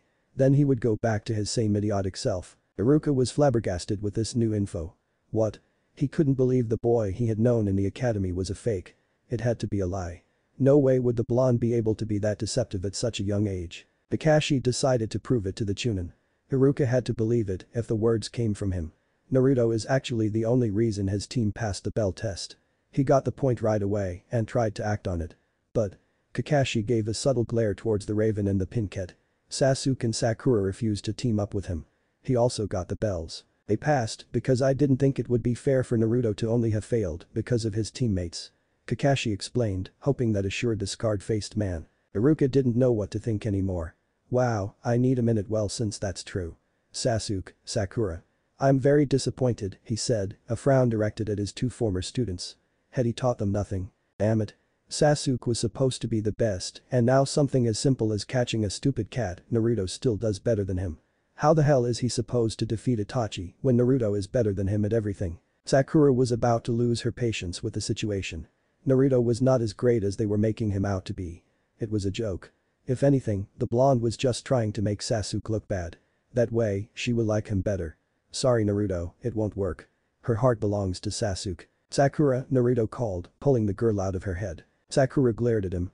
What do you want, Baka? Naruto wanted to seriously smack that pathetic excuse for her anger off the girl's face. But he restrained himself. If you're thinking that I'm just trying to make Sasuke look bad, so you like me. You can chill. I don't care if you like him more than me. I'm just trying to be myself. Sakura stopped glaring, too shocked to do anything but stare. How did you know that? The blonde shook his head and looked at her like she was an idiot. Because I know you. You may not know me. But I know you. I will tell you this, however. If you want to be serious about being a Kunoichi, you need to focus more on your training and less on trying to impress Sasuke. Sakura had no words. Well, what do you know, Naruto? Sasuke will always be better than you. Who does this boy think he is? Talking to her like that. Naruto was too annoyed to pester her anymore. If she wanted to stay useless, that was fine with him. Okay. Don't say I didn't warn you. Kakashi was only slightly surprised with the blonde. Well, that confirms his crush on Sakura was also an act. The same thought was going through everybody else but Sakura's mind. The third brought things back to the task at hand. Now that that's been dealt with, about your C-rank mission. Please send the client in, thank you, he announces into the microphone on his desk. A man looking to be in his 40s with a scruffy beard, hat, and a bottle of sake walked into the room with a scowl on his face. These are the strong ninja I hired to protect me. They all look like useless brats. Especially the short one with untamed hair, the man says, disbelief in his face and tone. When he finished insulting the team's competence, a kunai flew through the air and pinned his hat to the wall. You shouldn't judge a book by its cover, Naruto says, authority in his tone. The silver-haired Jonin paled. Naruto, what are you doing? We're supposed to protect the client, not kill Hai. Naruto cut him off. You misunderstand Kakashi-sensei. I'm merely confirming our ability to protect the client. I have no intention of harming him in any way. Unless he's still not convinced. He turned his head back towards the old drunk. I'm convinced. The man assured fearfully. He didn't want to think of whatever else Naruto was capable of. Naruto grinned, glad he got the man's respect. Even if he had to frighten the guy to get it. Good. So who are you? The man sighed, relieved that nothing more would be done to him. I'm the Supermaster Bridge Builder Tazuna. I expect you to protect me until I get back home and finish building my bridge. Even if it cost you your lives. Tazuna's eyes took on a depth of darkness that wasn't being concealed at all. Naruto and Kakashi narrowed their eyes, suspicious of the man. Their lives. It's a C-rank. Should just be bandits and thieves after him. Something is not right. Alright Squad 7. Pack for a 2-week trip and meet up at the village gates in 1 hour, Kakashi commands, his infamous eye smile in place. Naruto vanishes to his house to pack, while Sasuke and Sakura had to run to their homes to pack their stuff. Naruto's house. Once he appeared in his room, Naruto placed a couple more scrolls with extra Hiraishin kunai, smoke bombs, poison bombs, and lightning tags into his backpack. Sakura's house. Sakura was in her room contemplating on what to bring on the mission. At first she started to pack a couple weapons and some hair products. Then she remembered what Naruto said. She chose to ignore it in the end. She thought he was an idiot and didn't know what he was talking about. Sasuke's house. Sasuke packed the remainder of his weapons available at his disposal, such as kunai, shuriken, and blast tags into his backpack. He doesn't think he needs much given the fact that he's an Uchiha. But he figured, better to be safe than sorry. He has got to thank Naruto for what he told Sakura. Hopefully now she'll get off his back. Sasuke needs to come up with a way to get stronger than the blonde though. The Uchiha decided he was gonna ask Kakashi to train him, one-on-one. He was determined to become the most powerful out of anyone. It was the only way he would defeat Itachi. Village gate, 55 minutes later. Everyone was here except Sakura and Naruto. Azuna grumbled in annoyance. Where are those kids of yours? We need to get to my country. The longer we wait, the more precious time we're losing. He seems rather anxious about his C-rank mission. Kakashi knew there had to be something up with this guy. They'll be here. Don't worry. On the first day I met them, Naruto made it clear not to be late to anything involving him or he'll prank you. So I doubt he'd be late himself. Azuna was confused. Who cares if he pulls a simple prank? What's the big deal? Kakashi laughed. Believe me, Tazuna. You absolutely do not want to be pranked by Naruto. In our village, he is known as the prankster king from hell. Tazuna paled. You gotta be kidding me. That brat. Naruto smirked. It's true, Tazuna-san, he announces, startling everybody, appearing behind Kakashi. Tazuna's heart skipped a beat. Where'd you come from? Naruto grinned and pointed to the top of the forest area. I've been here the entire time. I was just sitting up in that tree waiting for Sakura. He turned to his teacher. I'm disappointed in your sensory abilities, Kakashi-sensei, he said in a jokingly scolding manner. Kakashi was bewildered. How'd he evade his detection? Exactly how strong is the Uzumaki? At that point, Sakura decided to show up. Naruto turned his attention to the pinket. You were almost late. You do remember what happens when someone is late on me. Don't you, Sakura? She gulped, thinking about what happened the last time. Flashback. Team 7 was meeting in Training Ground 7 at 8:30 for some teamwork exercises. It was now 8:45. Naruto growled. Sakura is in for a treat when she gets here. I thought I warned you guys. No tardiness when it comes to anything involving me. The girl in question came running up to the group. Sorry I'm late, Naruto. Please don't prank me, I had to do my hair. Naruto's fox grin adorned his face. It was the look he gave that promised misfortune was coming one's way. Too late. Sakura started to tense up. What do you? She didn't get to finish her sentence. Naruto appeared right behind her and kicked her into a net. It was raised to the top of the tree where there was a bucket of paint spilled on her, turning her hair dark green. Naruto cut up the bottom of the net, causing her to fall into a pile of leaves. Finally, he performed his wind jutsu, Fueton. To Toppa, ultimately messing up her hair in the end. Sakura glared at the boy. Are you kidding me? It took her an hour for her to get herself looking that nice. Naruto glared back. If you are ever late again and your excuse is as petty as doing your hair, it'll be worse next time. He says with a threatening voice that shut her up. Now are you going to be late again? Sakura shrank backwards and waved her hands in surrender. No, I promise I won't. Naruto smiled, going back to his happy self. Good. Now let's get to our teamwork exercises. Sasuke paled at the sight of Sakura. Man, if that's what he does to Sakura, Sasuke would hate to see what he'd do to him. Flashback end. Team 7, besides Naruto, shivered at the memory. Tazuna was now even more frightened of what Naruto could do to him. Naruto brought back the focus. Well, let's get on with it. Shall we? They started walking to the land of waves. Eventually Sakura began questioning Tazuna about his country. Tazuna-san. The old man looked down at the girl, wondering what she wanted. You come from the land of waves, right? Tazuna stared at her. Yeah. What of it? I'm just curious. Aren't there ninja there? Kakashi interjected before Tazuna could get in an answer. Actually, quite the contrary, Sakura. You see. There are no ninja in the land of waves. In other countries, however, there are hidden villages, each with their own different customs and cultures, where ninja reside. To the people of this continent, the existence of shinobi means strength, military strength. In other words, that's how they protect themselves and maintain the balance of power with neighboring countries. The ninja villages are not controlled by any government. They're independent and have equal status. Now, a small island, like the land of waves, has natural protection from the sea.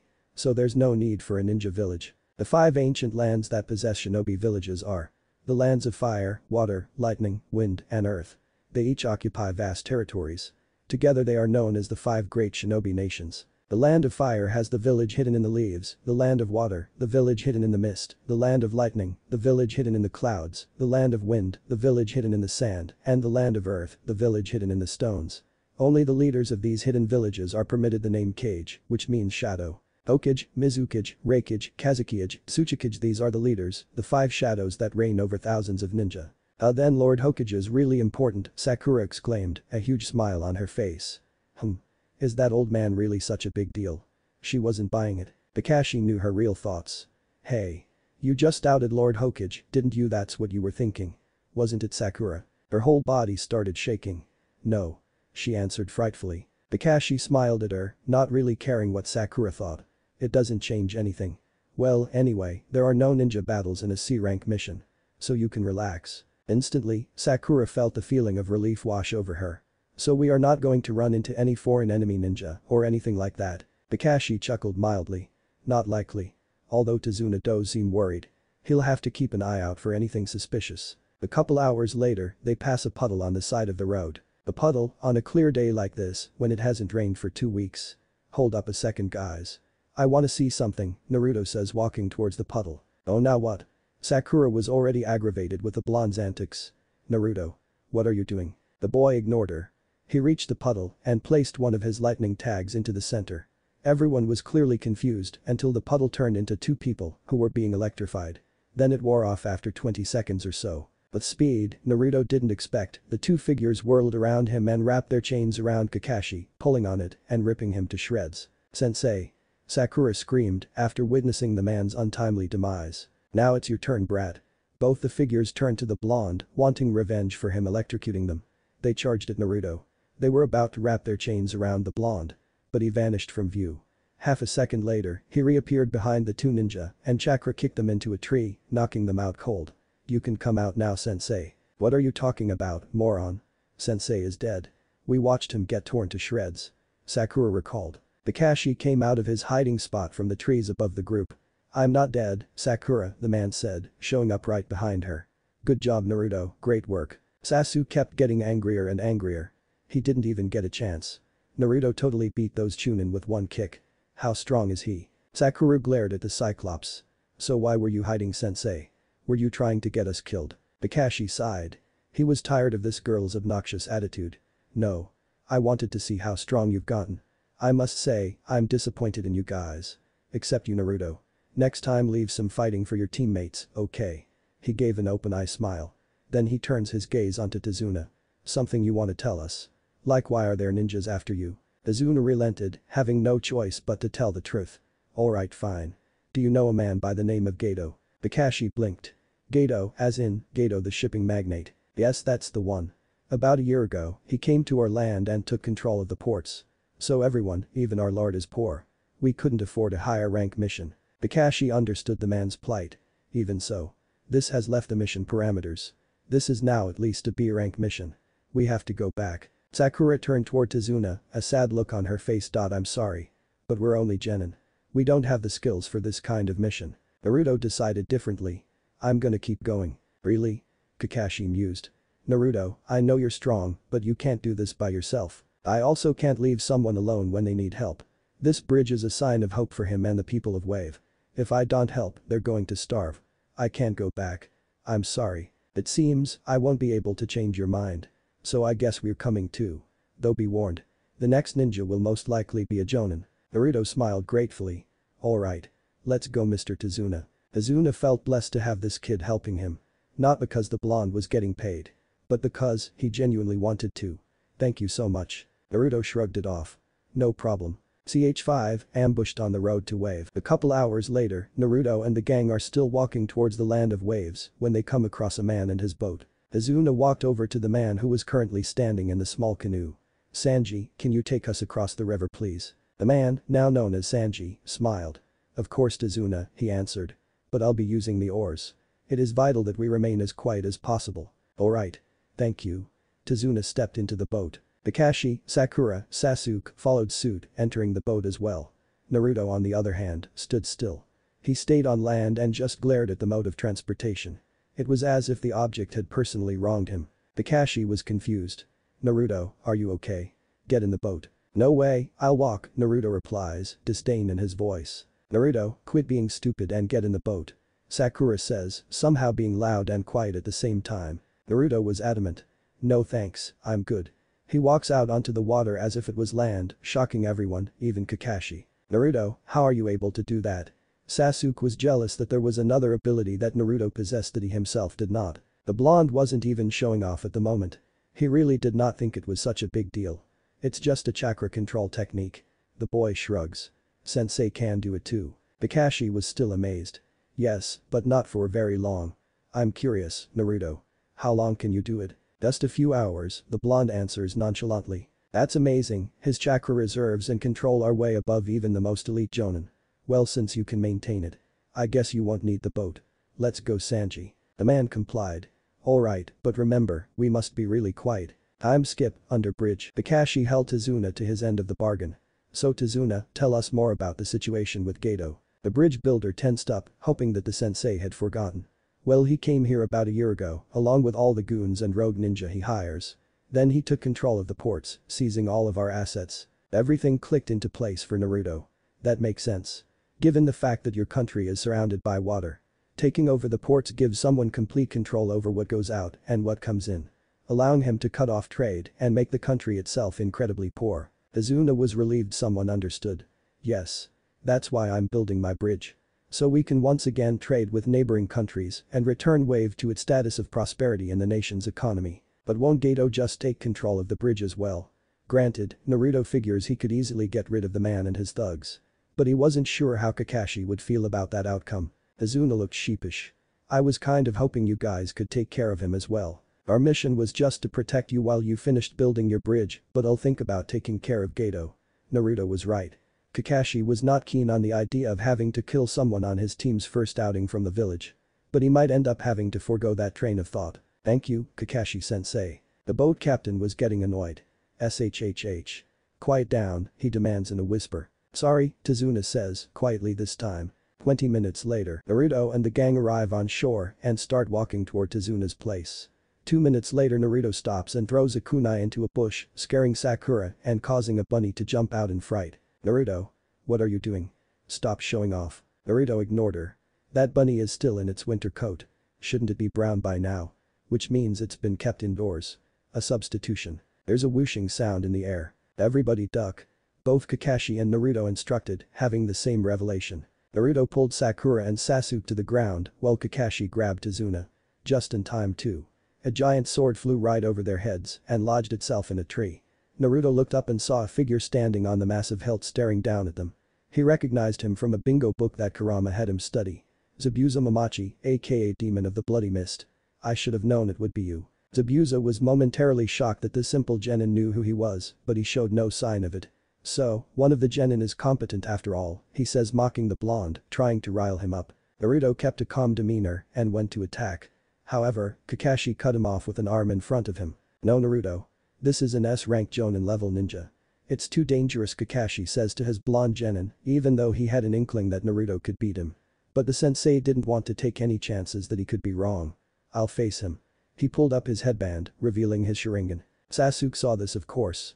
So he does have a Sharingan, but how is he in a Uchiha? Alright, sensei. Naruto says, wanting to respect the man's wishes. Kakashi of the Sharingan. No wonder the demon brothers failed, Zabuza mused. Kakashi corrected him. Actually, that was all Naruto's doing, he says matter-of-factly, while gesturing to the blonde boy. Zabuza was intrigued. Interesting. No matter, he still won't be a challenge. Genin like him don't know what it really means to be a ninja. They've never tasted blood. When I became a genin, I already knew what it was like to kill. Sakura was confused, sensei. What's he talking about? Kakashi grimaced. He knew that name sounded familiar. 10 years ago, the hidden Miss Genin exam was forced to change due to unforeseen consequences. What kind of consequences?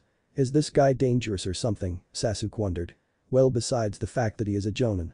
Naruto finished his sensei's explanation. Out of nowhere, a kid showed up and murdered the entire class in the blink of an eye. Sakura was appalled.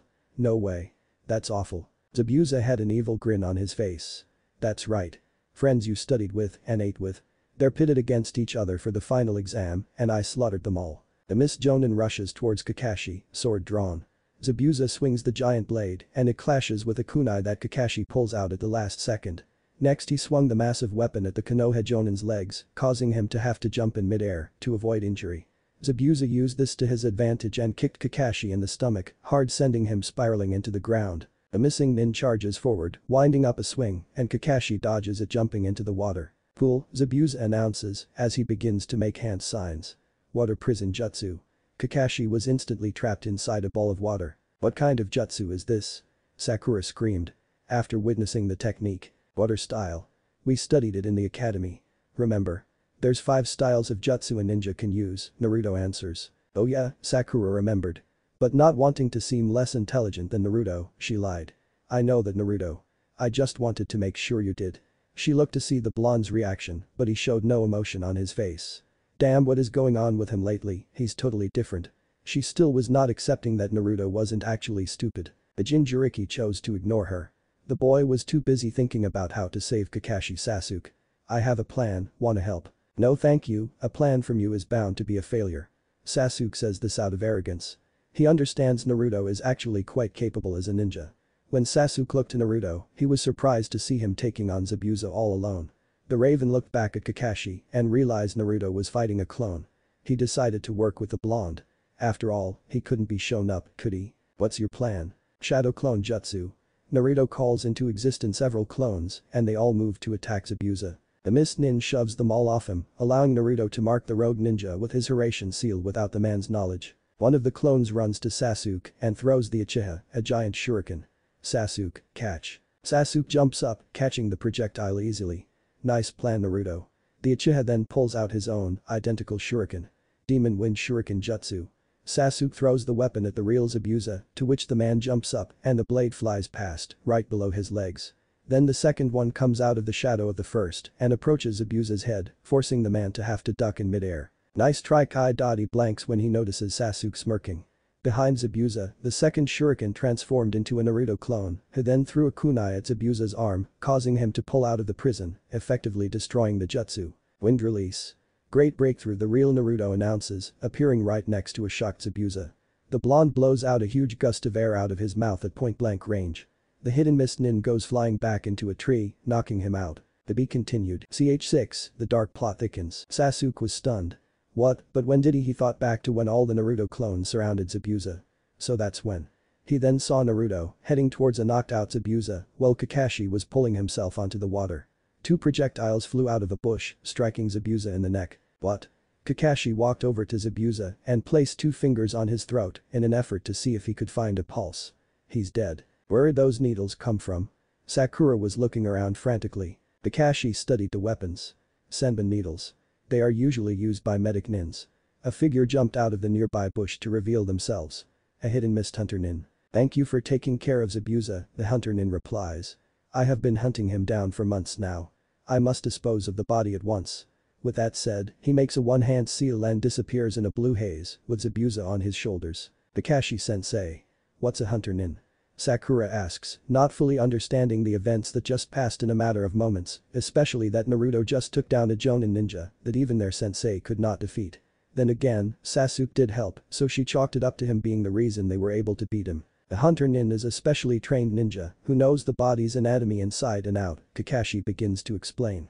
They know where to strike to cause the maximum damage to their target. Their job is to hunt down missing or rogue ninja, kill them, and dispose of the body. That way, they preserve their village's secrets and jutsus. For example, if I was killed by an enemy ninja, the secrets of the Sharingan could be revealed. Oh. That makes sense. From the look of it, judging by his height and voice, he's probably not that much older than you, Naruto. Yeah, the blonde replies, not really finding it of much importance. Sakura, however, was astounded. What? How could that be possible? Kakashi turned towards his pink-haired student. Well, believe it or not, Sakura, there are ninja younger than you, but stronger than me. Like Naruto probably, he added as an afterthought. That's amazing. Well, we should probably get going. Lead the way, Tazuna, Kashi instructed the bridge master. Is of course. He responds, still flabbergasted with the fact that Naruto beat someone that his own sensei was struggling with. Not only that, but the blonde also made it look easy, and from the looks of it, he didn't even break a sweat. Tazuna decided then and there never to underestimate Naruto ever again. They started walking towards Tazuna's place when Kakashi fainted all of a sudden. Sakura jumped. Kakashi-sensei. Are you alright? Relax, Sakura, he's just tired from overusing the Sharingan. It puts a lot of strain on the body, especially when you're not actually an Uchiha, Naruto says calmly and knowingly, which made Sasuke more than a little suspicious. How do you know so much about the Sharingan, Naruto? Sasuke was starting to get angry that Naruto isn't even an Uchiha, yet he knows more about it than him. Naruto ignored Uchiha's questioning. That's not important right now, Sasuke. We need to get Kakashi to Tazuna's place so he can rest. He took out one of his storage seals and infused some chakra into it. Then he touched Kakashi and the man disappeared. He looked at Tazuna. Shall we continue? Tazuna blinked several times. What just happened? Yes, my house is just a ways down the road. Follow me. He gestures towards the horizon with his arm. By the way, Naruto. Yeah? What did you do with Kakashi? I put him in one of my storage seals. That way he's easier to carry. Alright, Tazuna relents, still not completely understanding the subject of sealing. He's just a civilian from an island with no ninja. Can you blame him for not knowing really anything about them? Tazuna's house, 10 minutes later. The gang arrives at Tazuna's place and his daughter Tsunami shows them to a guest room where they could leave Kakashi to rest. Naruto unseals both Kakashi and a cot for him to sleep on from another one of his scrolls. He tucked him in with a blanket over his face before pulling down the mask, knowing Kakashi doesn't want people seeing what he looks like. Then he left to go back downstairs. How is Kakashi-san? Tsunami asks when Naruto makes it down the steps. Naruto gives her a small smile. Fine. I left him lying down in my travel cot so he could rest comfortably. He should be up in a couple hours or so. Tsunami smiles. Well, that was nice of you. Naruto shrugs it off. It's no problem really. I'm used to sleeping on the floor anyway. I'm glad he's in such good hands. I made some food, would you like some? I'm sure you must be hungry after your journey, Tsunami asks kindly. Naruto gives her another smile before rejecting her offer. No thank you, I need to go train. If he was honest, he really wasn't that hungry. When he gave Kurama control over his senses, it had some after effects. One being he could store food in his system for longer periods of time than other people, allowing him to be able to eat less often. Which is handy on long missions. I'm gonna leave one of my clones upstairs to keep an eye on Kakashi. He made the necessary hand signs and sent the clone to Kakashi. Then the blonde left out the door and down the road. Sakura stared at the door Naruto had just left through. That's strange. I expected Naruto to be the most hungry out of all of us, given the fact that he's the weakest link on the team and would need it the most. She remarks rather rudely. Sasuke grunts with his signature look of indifference. But on the inside he was wondering two things. 1. Why isn't Naruto hungry when he himself is starving, and 2. What kind of training does he do without the sensei? I'm going to go for a walk. He slides out of his chair and heads toward the door. Hanako before Sakura was even done voicing her question, Sasuke was already out the door. Damn it. Tsunami smirked at the entire ordeal. Someone has a crush. Sakura jumped in her chair. Why I mean he's not, okay yes. I really like him. He's cool, mysterious, handsome. She says dreamily, with hearts in her eyes. Tsunami wasn't impressed I see, she says, questioning some of the traits about the boy given by the fangirl. Sakura immediately went on the defensive. What's that supposed to mean? She responds, having caught the underlying apathy in the older woman's tone. Nothing, Tsunami answers, with her arms in the air in surrender. She was still not sure if she liked this girl or found her irritatingly dense. But Naruto, inside the mindscape. Alright Kuruma. What are we doing today? Walk out onto the water and I'll show you. Naruto listened and walked onto the water. Kuruma smirks. The fox throws both a kunai and a shuriken at Naruto. The blonde does a backflip and jumps to the side, avoiding both. Impressive, you've learned. Well, I've had a lot of help from a friend after your little stunt that day. Flashback, 2 years ago. The last few weeks Kurama has noticed that Naruto has been really impatient and has shown signs of extreme arrogance. He's hopeful that his training for today will knock some sense into the blonde. Come on Kuruma, what type of training are we going to do? Naruto asks, quite impatiently. Relax kid, now here. Put on this blindfold, Kurama tells him, handing Naruto a long strip of black cloth. Why? Because I said so. Alright, no need to get testy. Naruto wraps the blindfold around his eyes, making sure he couldn't see anything at all, and waits for further instruction. He was starting to get impatient. At that moment, a kunai whizzed through the air and impaled itself in his shoulder. Hey. Calm down, while you remain in the mindscape you can't actually be hurt, remember? Oh yeah, I forgot about that cool feature. The training we are going to do today is heightening your senses so you can battle even if you're blinded. Given my control over your senses it should come easier to you than other people. Okay, let's start. First walk out onto the water using your sense of smell to guide you. Alright, this will be a piece of cake. I warned you about getting cocky Naruto. It's dangerous. Yeah.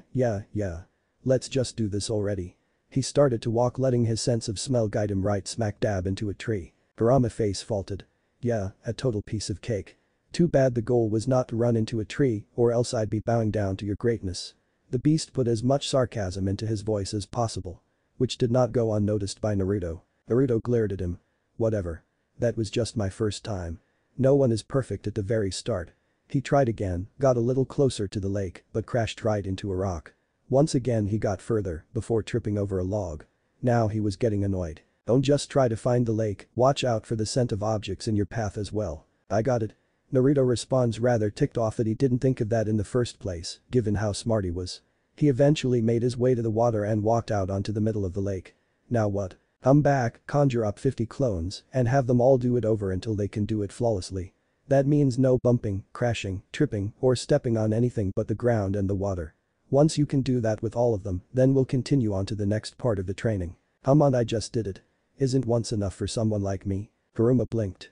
What exactly do you mean by someone like you? Naruto began listing titles on his fingers.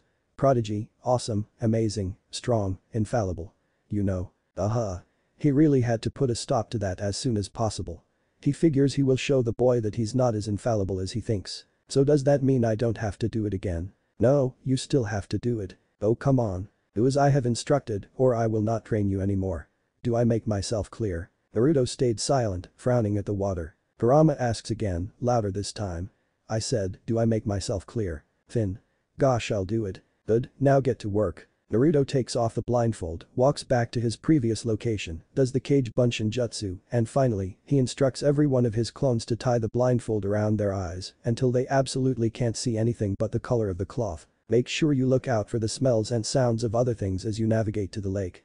He says, reminding his clones of the tip that Kuruma gave him just a few minutes ago. After an hour of mess-ups, each of his clones eventually got to the lake without any mishaps, making sure not to step on any bugs as well, just as Kuruma had instructed. The hardest part for Naruto and his clones was not stepping on any bugs due to the faint sound they would make as they scurried across the ground. Now what? He was still angry at himself for not being as awesome as he proclaimed. Disperse all the clones and do it again without making any mistakes. Naruto did as he was told, though very begrudgingly. Luckily, he had no problems, so Kuruma decided to go on to the next part. A job. Now the hard part. I'm going to start throwing all kinds of weapons at you as I did earlier. I want you to avoid them as best as you can. Okay, I'm ready. Right away a kunai and shuriken lodged into his stomach, one after the other. Oomph. Naruto grunted and was upset at how he didn't even hear them coming. I thought you said you were ready, Kurama says, clearly mocking him. Again. He heard the sound this time and sidestepped to avoid them. Hai kunai hit him right in the forehead. What the heck was that? You can't stop and gloat. Always expect there's more to come. If you don't, it could be the difference between success or failure in battle. He hoped Naruto would get over his pride and take what he was saying to heart, but it didn't seem to be working. He'll just have to try harder. Just go again. I can do this. He backflipped over a kunai, sidestepped a shuriken, ducked under another kunai, and pressed off the water to jump over a couple more kunai and shuriken. This continued for a few minutes of Naruto dodging everything he could. Eventually though, he got tired and became sluggish with his movements. A couple minutes later, he was too slow to avoid a senbon needle that struck him in the knee as he was landing from avoiding a demon wind shuriken that came out of nowhere, to which he only barely avoided. What kind of weapon he pants is this? He exclaimed, clearly exhausted. It's called a senbon needle. It's particularly handy for medical ninjutsu and used by hunter nins. I see. So I'm guessing you want me to make 50 clones and do it again until I don't get hit for a certain amount of time. You guessed it, genius, he responds sarcastically. Naruto ignored the sarcasm and created 50 clones. Kuruma once again started hurling weapons at all of the clones and him at the same time. This went on for a couple hours until he could avoid all the weapons for 5 minutes without any of his clones being hit by a weapon. He dispersed them and swayed a little off balance due to the fact that this was the second time he had to go through the memory overload in the past day. Once Naruto was stable again, Kuruma started ambushing him with dozens of flying weapons, to which he successfully avoided for 15 minutes until Kuruma stopped and smiled at him. Good job, kid. Naruto turned to the Kyuubi and smiled. Then he lost consciousness. Even though he can't feel pain, he can still experience fatigue. He lasted longer than Kurama thought he would. Even considering his abnormal amounts of stamina. Next day, still inside the mindscape, Naruto woke up and looked around for a while. Then the events of the previous day came back to him like a bullet train. Ow. My head. So, you're finally awake. Let's hope his pride is gone too. Are you ready for the next part of the training, he asks, a smirk present on his face. There's more. Naruto paled at this newfound information. He was sure he looked like a ghost right now. Of course.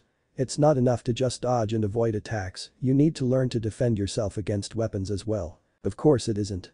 Alright, let's go. Kyuubi was able to hear the dread in his tone, but continued anyway. Good. Now we're going to start working on your bakujutsu, weapon skills. Unfortunately I've never needed this particular skill, so I can't help you here. What? Then how am I going to learn? Naruto was worried. There was no one else who would train him. You'll have to find somebody else to train you in this, sorry. Okay. Let me think about my options. I can't ask the old man, he's probably busy doing paperwork or something. I can't ask Tucci, cause he's not a ninja, neither is AM. There is a girl in the academy named Tenten who specializes in weapons. I guess I could ask her. He wonders if she'll help him though. She doesn't seem to hate him, like everybody else. I guess I really don't have anything to lose. I might as well ask. What's the worst she could do, say no. With that said he left to find Tenten, disappearing out of his mindscape and heading into town. Konoha, 1 hour later, Naruto has been searching all throughout town with no luck of finding her until he remembered that she and her family owned a weapons shop not far from the raiment stand. Here it is, he says, glad he finally found it. He walks in to find her sitting behind the counter with a bored expression on her face. Hey Tenten. Do I know you? She asks, never actually having paid attention to him in the academy. Naruto gaped. I'm Naruto Uzumaki. We both go to the ninja academy. I'm a year below you. Ring any bells? Tenten blinked. Nope, sorry, she said, a sheepish look on her face. Naruto relented. That's alright. Anyway, I had a favor I wanted to ask of you. The girl perked up at this. Yeah? She asked, suddenly curious of what the blonde wanted from her. Since you specialize in weapons. I was wondering if you could help me work on my kinjutsu. She thought about it for a second, then figured, hey, she's got nothing else better to do. Sure, but not right now. I've got to work, but I'm off in a few hours. I could help you then, she says, a smile taking over her previous bored expression. You, he was worried she wouldn't help for a second there. Thanks, Naruto gives her a smile, relieved. So I'll see you in a few hours then. How does 2 o'clock sound? The young girl nodded her head in agreement. Sounds fine.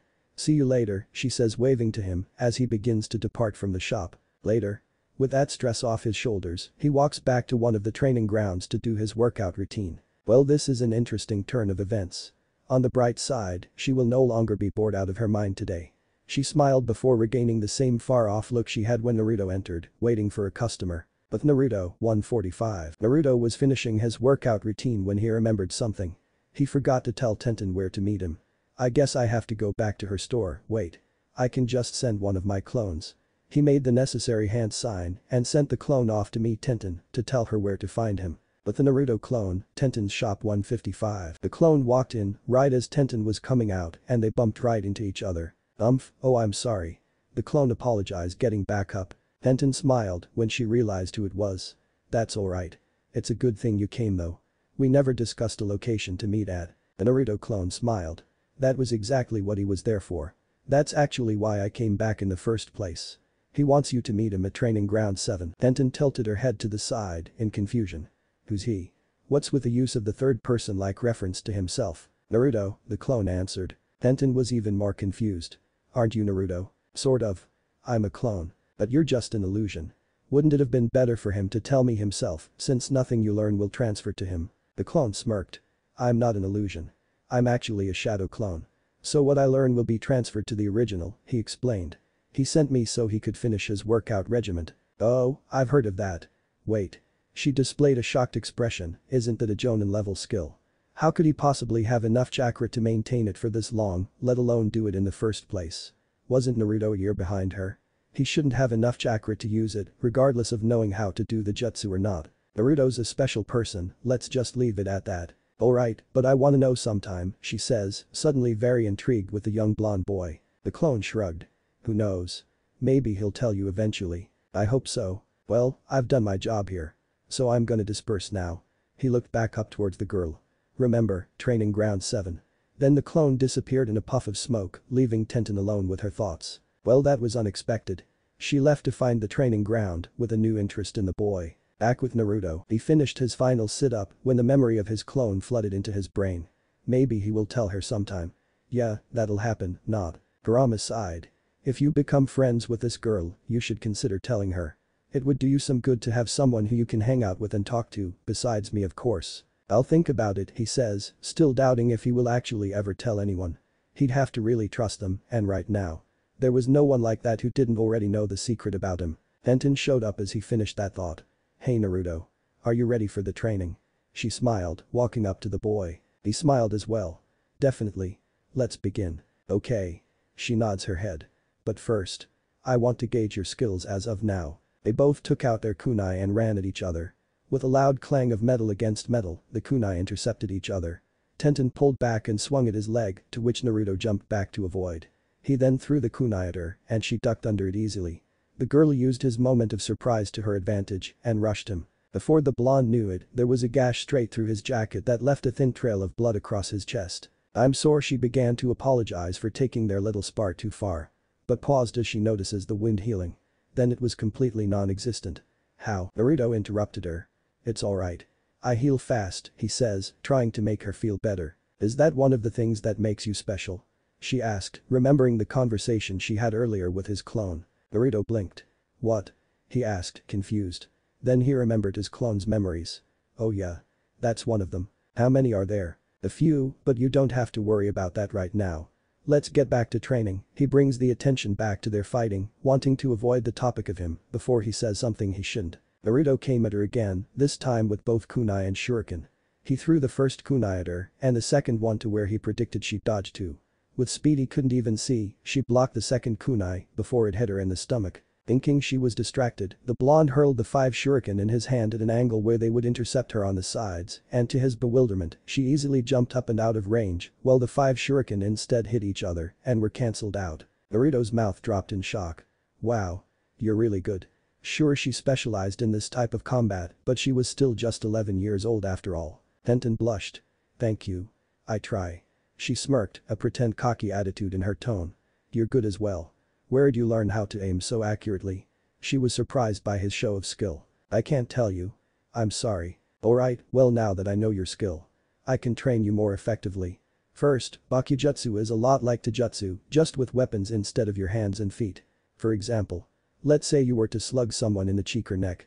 It's the same motion with your arm, the only difference is now you're holding a weapon. So it's going to be the thing that does damage instead of your fist. Do you get it?"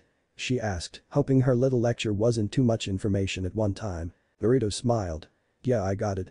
I catch on quick, so you don't have to worry about making your explanations detailed to the point where it'll be too much to comprehend. At least not with me anyway. With other people, you probably want to simplify it. Just for future reference. Good to know." Now of course that tip doesn't always apply. It depends on the weapon you're using. For instance, if you're using a sword that's held similarly to the way you hold a kunai, then the rule applies. But if you're using a katana or something like that, then the motion will of course be different. Like I said, it depends on the weapon. Naruto nods his head in understanding. That makes sense. Next, it's obvious I don't have to teach you accurate weapon throwing for projectile weapons. Keep in mind though, the weight of the weapon determines how difficult it is to use accurately.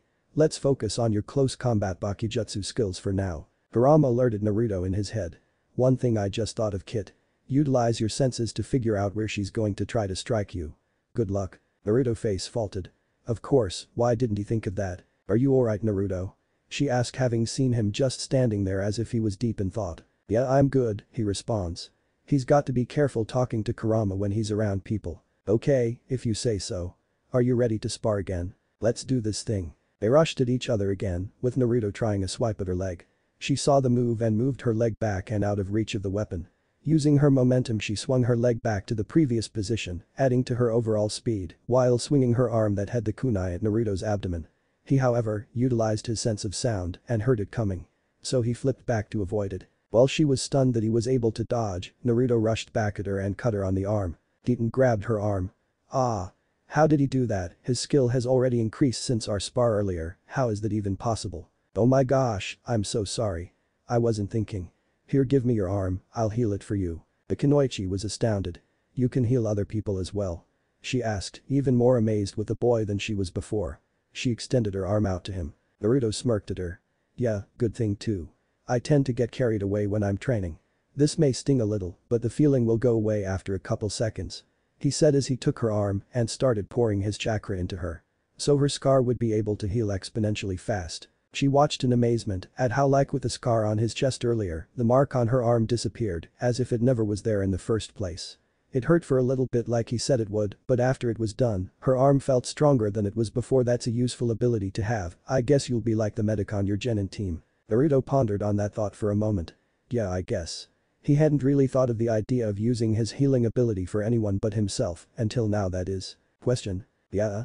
He asked, turning his attention towards her once again. Are the muscles in my arm supposed to feel stronger than they already were? Yes, it's because when I healed you, my chakra also repaired any damage done to your arm muscles prior to today. I can do the same for the rest of your body if you want me to. Tenten blushed. Naruto's face paled. Wait, that came out wrong. What I meant was, I can take your arm again, but this time send my chakra all throughout your body. That way it will heal any and all damage done to you during your lifetime.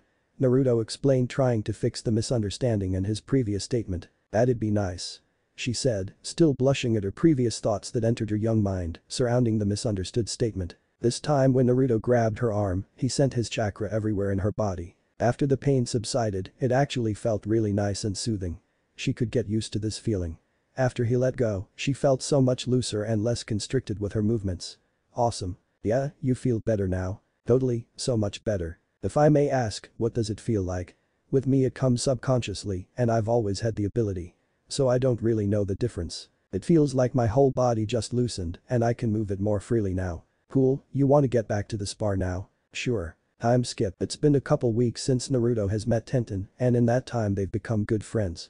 They train with each other almost every day from 2 o'clock 7 o'clock.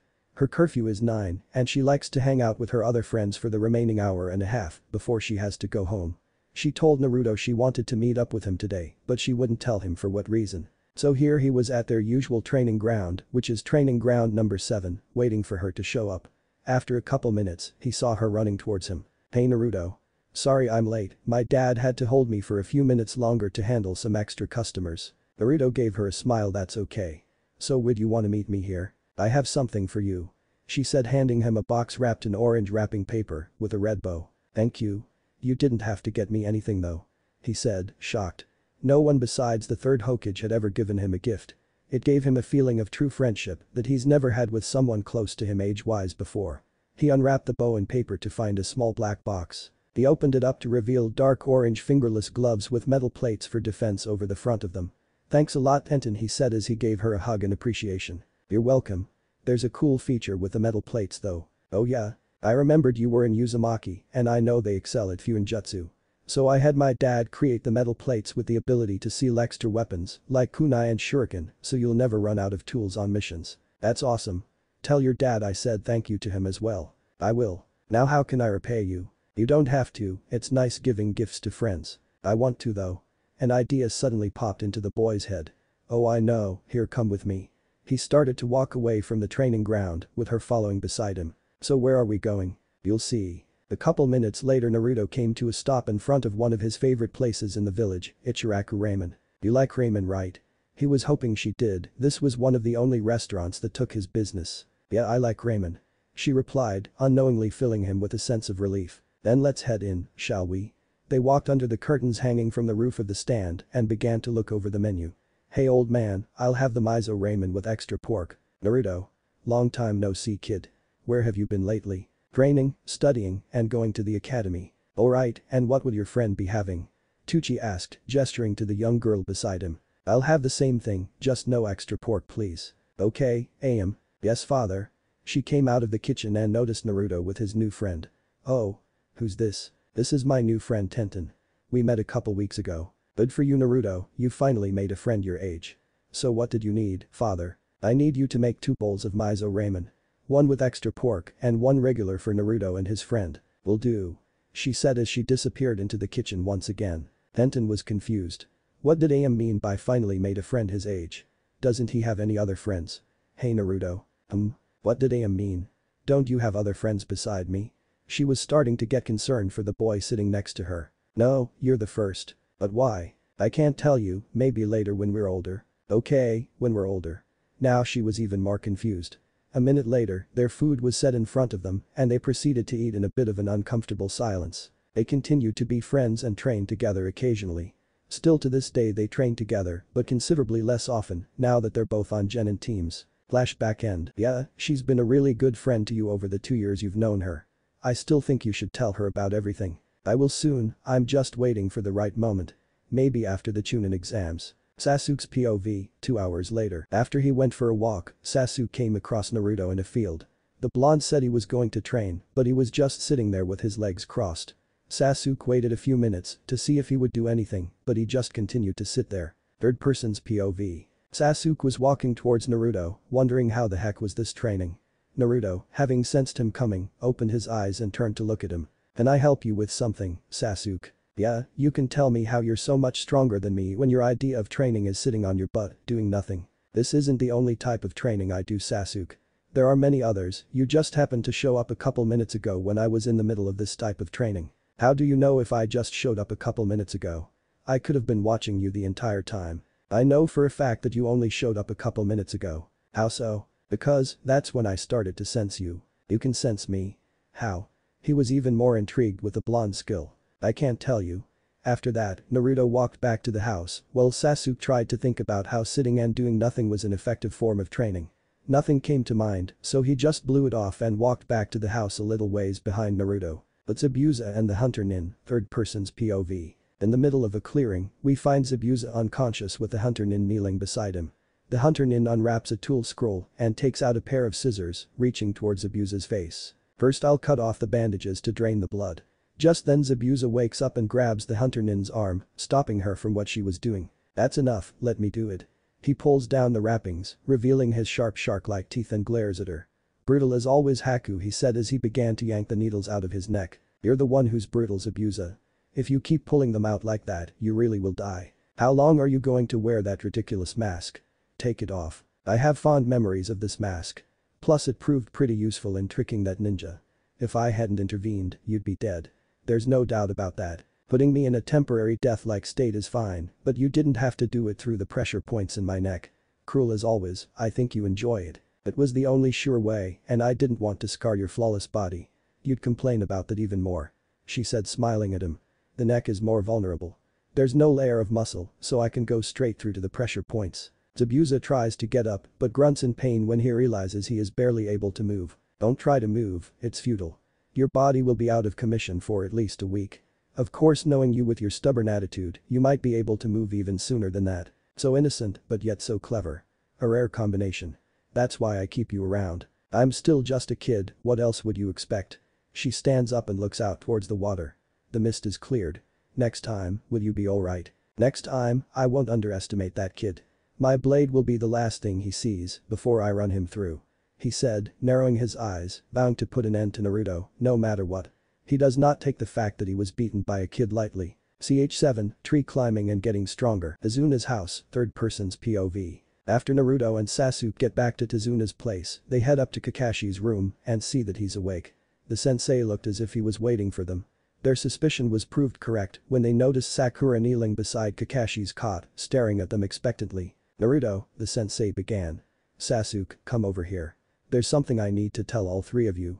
It was time to start taking this mission seriously. They both walked over and sat next to Sakura, waiting for Kakashi to continue. What is it, sensei? The sensei's tone made Sakura worried. I have reason to believe that Zabuza is still alive. He looked to see his student's reaction and was not surprised to see that only Sakura and Sasuke were shocked. If Naruto really was as smart as he seems, he probably came up with the same conclusion himself. That's what I thought, the blonde confirmed. What are you guys talking about? We saw that Hunter Nin kills Zabuza. You yourself said that his heart stopped. The Pincat did not want to even think of the possibility that this terrifying enemy was still alive. That's because it did stop. Huh? Then how can he still be alive? She didn't understand at all. I'm pretty sure the Hunter Nin put him in a near-death-like state, making us think he was dead. Think about it. How did the Hunter Nin dispose of the body? Naruto hopes she catches onto this quickly. She's supposed to be the smartest in their year after all. I don't know. He took the body away from us. Remember, idiot. Exactly my point. A real Hunter Nin disposes of the body on the spot. But instead of doing that, he took the body away. Yeah, so we don't learn any of the secrets or jutsu, duh. Seriously, I thought you were actually smart, Naruto, but that is the dumbest thing you've ever said. She was right the whole time. He was just trying to fool her. Her thoughts were cut short, however, as Naruto began to speak up again. Aren't you supposed to be the smartest in our year? There's no need to take the body away from us. Hunter ninja are trained to perform their jobs discreetly, preventing the secrets from getting out. Don't you remember any of this from the academy, Sakura? Oh yeah, he's right. Well, whatever. You're still just an idiot, Naruto. Think whatever you want to Sakura. Anyway, back to what I was saying. Another thing that points to Zabuza still being alive is the weapon the Hunter Nin used to kill him. What about them? What is he on about now?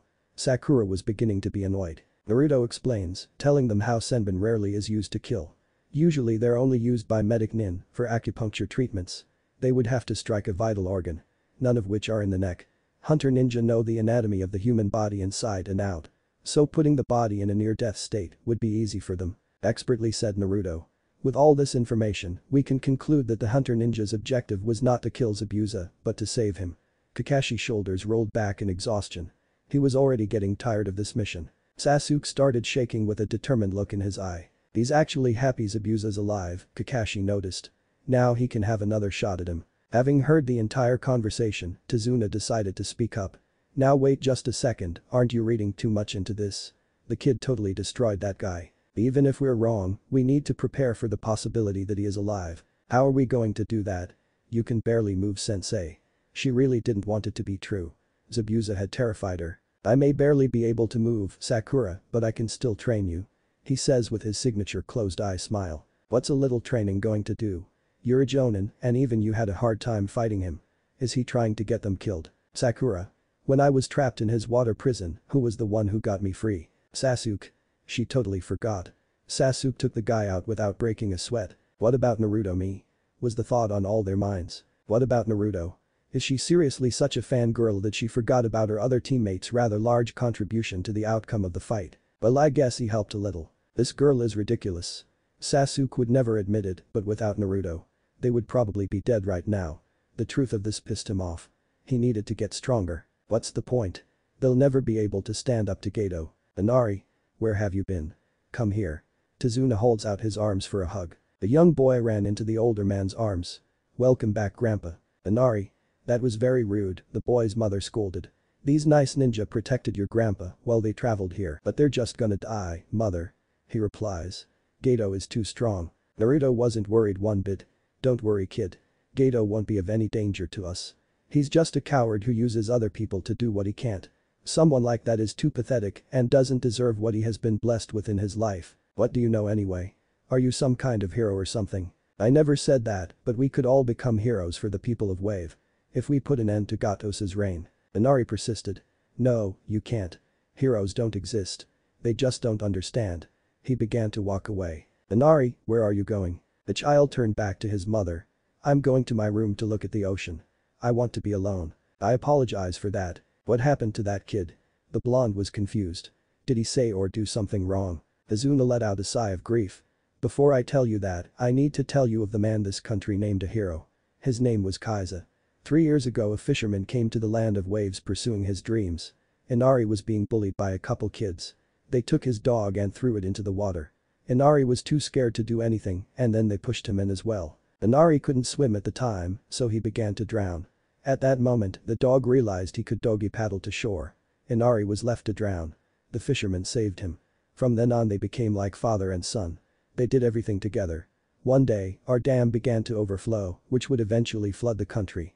Kaiza swam across and closed the gate. From that accomplishment, he was known as the hero of Wave. Then everything went to crap. Gato showed up and took control of the country. Kaiza stood up to him and was executed in front of everybody. That includes Inari. Sakura's eyes were tearing up. That's so sad. Ever since that day, Inari hasn't smiled once. Forest, third person's POV. So what training are we going to do, sensei? First things first. We need a review on chakra. What it is and how to use it. A huge smile appeared on the girl's face. Perfect, she has a chance to impress Sasuke with her knowledge. Kakashi is probably going to ask her to explain it for Naruto's sake. He was absent at the academy that day. As if he read her thoughts, the teacher turned to the blonde. Naruto, please explain. Sure thing, sensei. Sakura frowned. Like he knows anything. He's just gonna guess or something. Chakra is created when the two energies in our body, one being the physical energy from our body's billions of cells and the other one being the spiritual energy from our training and experiences combine. Then we need to use a complex order of hand signs to guide our chakra into performing the many jutsu a shinobi can perform. Sasuke knew Naruto isn't actually stupid, but how does he know any of this? There has to be somebody else teaching him. How else would he be this strong and knowledgeable?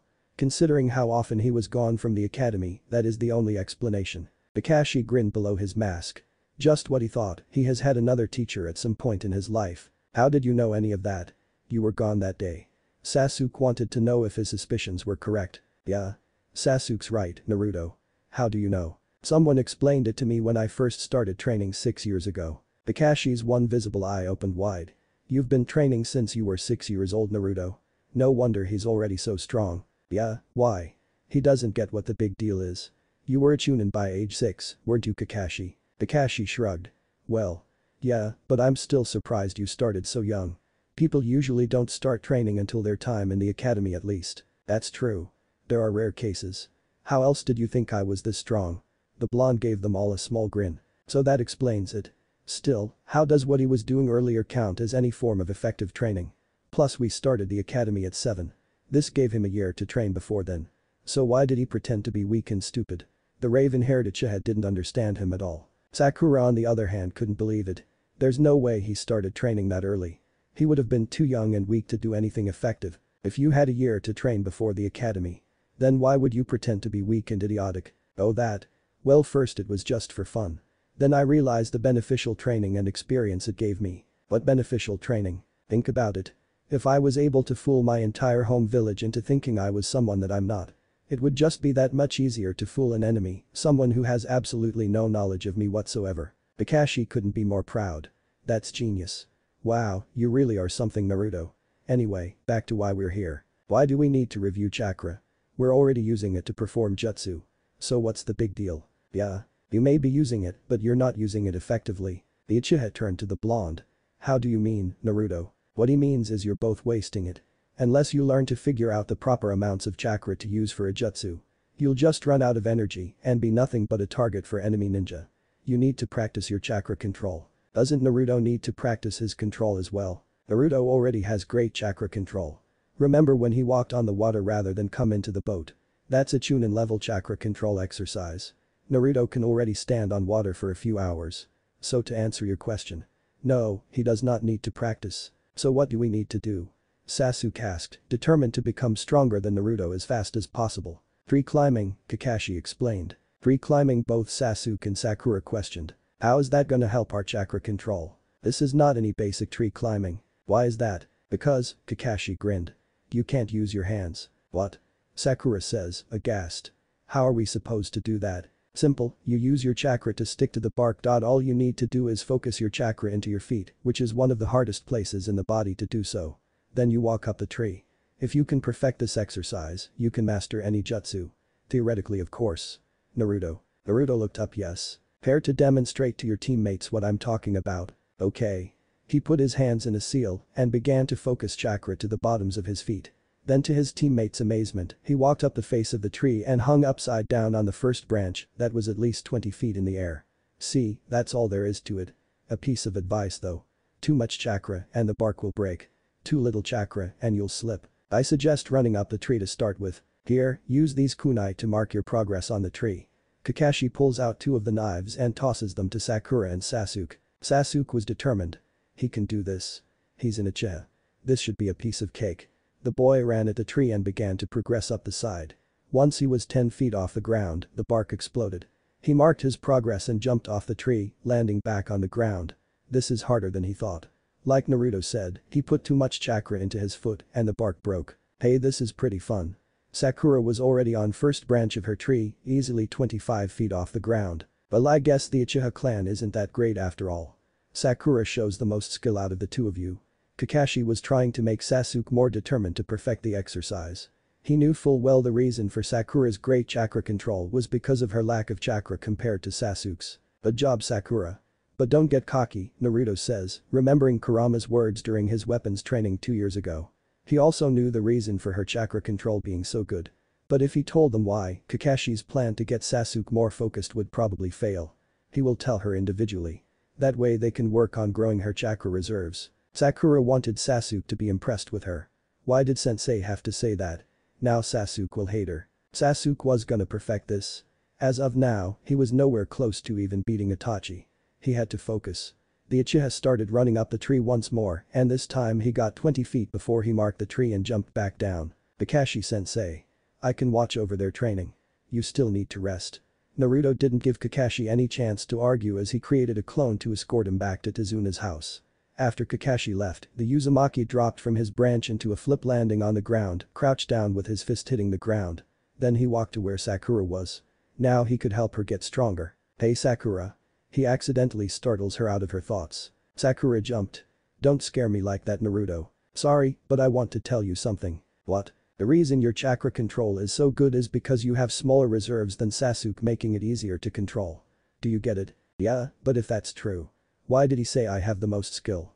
Now Sasuke will be angry at me. I think he was trying to make Sasuke more focused and determined to perfect the exercise. Oh, that makes sense. She smiled at the thought of Sasuke becoming stronger. Is that all you wanted to tell me? No, I wanted to know if you wanted me to help you get stronger by strengthening your chakra reserves. Why would I want that? Didn't you hear me? I said it will make you stronger. It doesn't look like that convinced her. Guess he didn't have a choice. It'll make Sasuke like you more. Now she's convinced. Man, he sure hopes she gets over her crush soon, or she'll never become as strong as she could be. So how do we make my chakra reserves bigger? Easy, you just have to exhaust your chakra. After that they'll grow a little each time you do. Wouldn't that kill me? What's he planning? No, it won't kill you. Geez, why would she think he wants her dead? So how do I exhaust my chakra? I want you to run up and down the tree until you're too tired to do so. Then once you have your energy back, do it again. Repeat this process until you're called back to the house for dinner. Are you crazy? You want Sasuke to like you, right? Yeah, boo. Well, this is the way to do that. So get to it.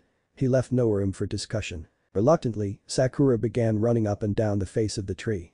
With that out of his way, Naruto made his way over to help Sasuke. During the conversation with Sakura, the blonde noticed that Sasuke progressed another 10 feet up the tree. Hey Sasuke. What? I wanted to know if you wanted some help. Why would you want to help me? You hate me. I don't hate you, Sasuke. I may not like your attitude, but that doesn't mean I hate you. Plus, what kind of teammate would I be if I didn't help you when I knew I could? Alright, how would you help me? When you focus your chakra. Don't continue to add some, preserve the chakra already in the bottoms of your feet to continue to stick to the tree. When you realize some of it is gone, then you can add some more, but not too much. Or you'll just get blasted off again. Is that all? Not exactly. The Uchiha still seems unfocused. It probably has something to do with his brother. Then what? Sasuke was getting a little impatient. When we introduced ourselves as a team, you said you want to destroy a certain someone. Yeah, what about it? That someone is your brother, isn't it? He asked, shocking Sasuke out of his impatience. How did you know that? No one their age or younger knows that Itachi is the one responsible for the Uchiha massacre. He glared at Naruto threateningly until the shock at what Naruto said next settled in. Same reason I know so much about the Sharingan. I knew Itachi. He knew Itachi. How do you know him? He was one of my trainers before the massacre. He is the one who helped me advance my hand seal speed. So that the Sharingan couldn't detect them. I mean the Mangekyo Sharingan still can. But I'm working on that. Why would Itachi teach Naruto how to nullify the use of the Sharingan? That doesn't make sense. Why did he train you? He saw how I was treated by the villagers and wanted me to be able to protect myself. Even though I already could, thanks to Kurama. Itachi didn't know about the fox training the blonde. What did you mean how the villagers treated you? What did they do to him? I'll tell you some other time. No offense, but we don't really know each other that well. Naruto paused for a moment. Let's just say not everyone was loved and adored by them. So anyway, about my brother. Yeah, I want to know. Did he tell you anything after the massacre? Should Sasuke tell him? He didn't really have a reason not to. He told me to let my hatred of him grow. So I can become stronger. That only once I obtain the Mangekyo Sharingan will I be able to kill him and avenge the clan. That's the first time he told anyone about that. Sasuke had to wonder why he told Naruto of all people. Maybe it's due to the fact that the blonde can understand his pain. After all, he doesn't have a family either. That doesn't make any sense. If he wanted Sasuke to become angry and full of hatred, why would he ask Naruto to look after him and protect him? He knew Itachi didn't want to kill everybody and was just acting under the elders and the Hokage. Maybe he thinks that if Sasuke, a fellow Uchiha, kills him, it'll ease him of the pain it caused him. Flashback 5 years ago, Naruto had just finished a long day of training with Kurama when he felt a chakra signature come into his room through the window. He looked up and saw Itachi standing in front of his bed with tear-stained eyes and a grief-stricken look on his face. What's wrong, Itachi-sensei? Naruto climbed out of his bed and walked toward the distressed-looking teen. I need to leave the village. Why? What happened? It doesn't matter. I have a request. What is it? What could he possibly want from him? I need you to look after my younger brother, Sasuke. Okay, but where are you going? I can't tell you. But that said, Itachi jumped back out the window, leaving a very confused Naruto in his wake. Naruto had to get to the bottom of this. He'll ask the old man tomorrow. He went back to his bed to get some sleep until the morning. The next morning, third person's POV. Naruto forgot all about his manners for the moment and busted into the Hokage's office. Old man. Why did Itachi have to leave? Naruto, I should have known you'd stop by. Tell me why he left. He left because he murdered his entire clan.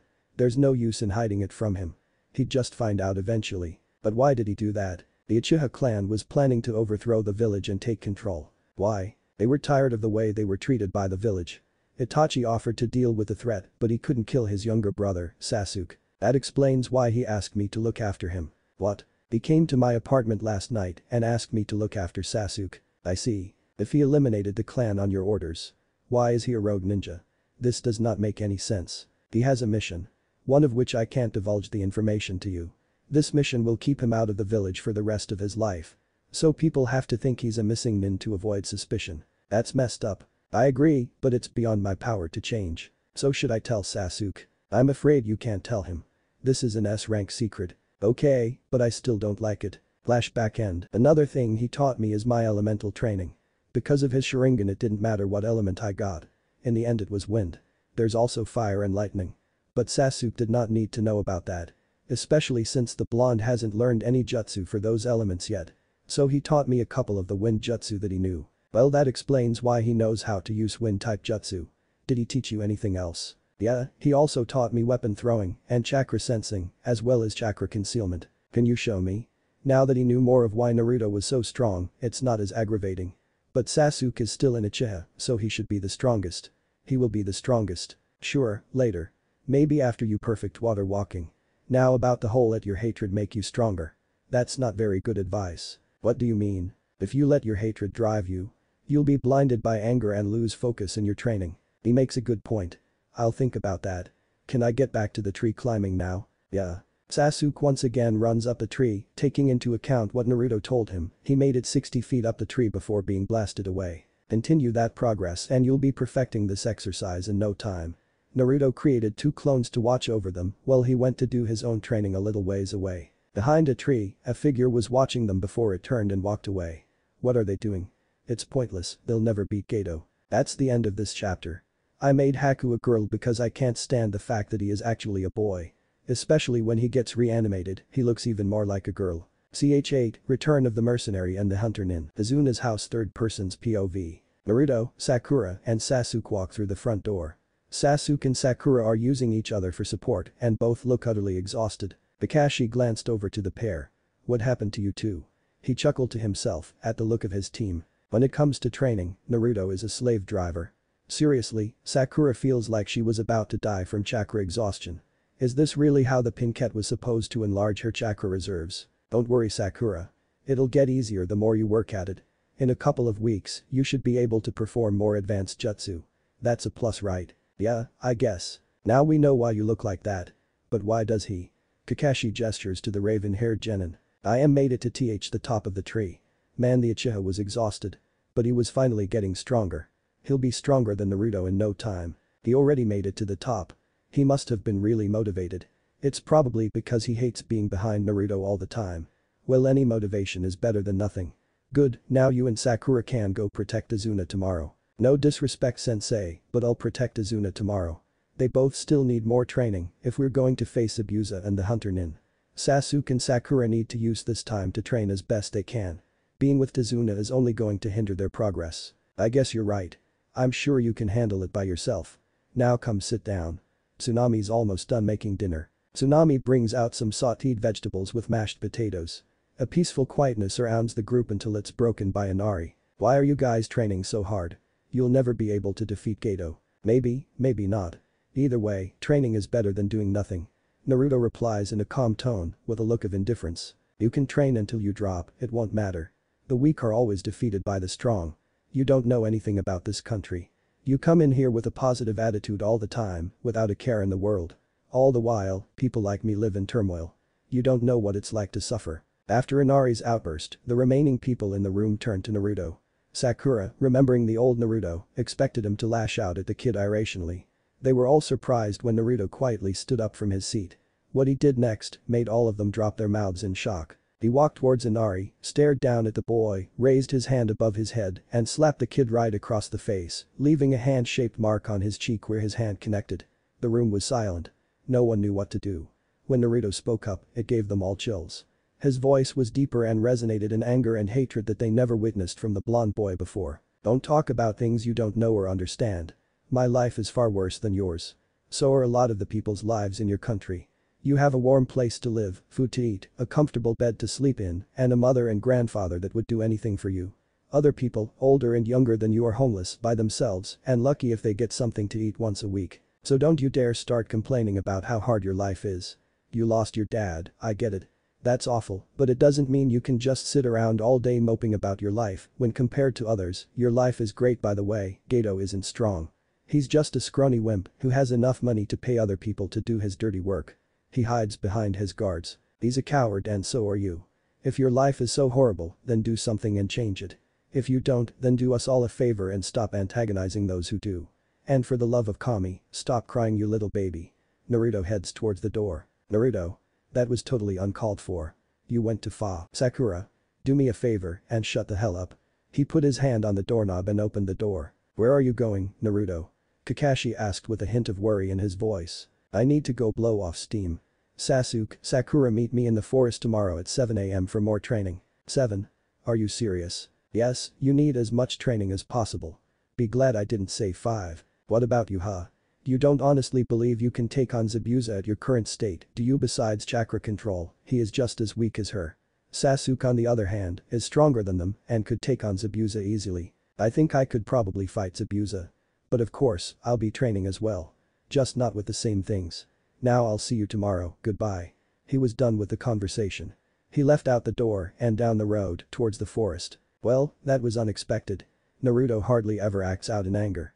Except maybe when he's pranking somebody. Inari, are you okay? His mother asked tentatively while reaching out to pull him into her in case he needed to be soothed after the actions of the blonde. Inari jerked away from his mother and ran outside toward the dock with tears in his eyes. Inari, I'll go talk to him. Kakashi left in the same direction as Inari to hopefully make the kid feel better. The room was silent and nobody moved, just opting to stare at the door. A minute later, Sasuke went to his room, closely followed by Sakura, but separating as they got to their respective lodgings. Of Kakashi and Inari, third person's POV. Inari was sitting on the edge of the dock with his feet dangling above the water, a look of sadness on his face. Kakashi came right up to the side of the boy and looked at him for a moment before letting his presence be known. Mind if I sit down? Sure. Inari continues staring off into the distant sea, barely paying attention. Naruto didn't mean what he said. Then would he say it? He has his own special way of dealing with people. Naruto doesn't have a father either. Actually, Naruto never had any parents and doesn't have a single friend in our village. Really?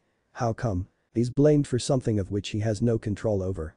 The people in our village, who are old enough to know what it is, are not allowed to discuss it. But that did not stop them from making sure his life was as horrible as possible. They told their children to stay away from him. So he was never able to make any friends his age. I think out of everybody here, Naruto can relate to you the most. He knows how you feel better than we ever could. In the time I've known him, he has never cried. Naruto doesn't know the meaning of give up. He always fights for what he wants and is never deferred. He's probably tired of crying all the time and wants to do everything in his power to be acknowledged by people in a positive way. That's why he's so hard on you. He wants you to be strong. Heed his words. If your life isn't the way you wanted, then do everything you can to change it. That's what Naruto would do, and your father as well. Tazuna told us all about him. It is sad, but Naruto's right. Just because something horrible happens in your life doesn't mean you can just cry all the time. Kakashi gets up and walks back toward the house. Later. He says, turning his head over his shoulder with his signature eye smile. But Naruto was in a huge clearing fighting about 200 of his clones. Occasionally changing which taijutsu style he was using. That way, he can maximize his training results. The nerve of that kid, spouting off all that crap, thinking he knows me and my life. He needs a lesson in the ways of the real world. Calm down, kid, he's just a child. I don't care. People like that need to just shut up. They have no idea what they are talking about. I understand, but that doesn't excuse the way you treated him. I just showed him a little tough love, Naruto explains innocently. Sure. Yeah, I know. It's just people like that make me so angry. After the final clone was defeated, Naruto conjured up about 400 more and switched to one of his more vicious fighting styles, the Dorogen no Han, Dragon Flame.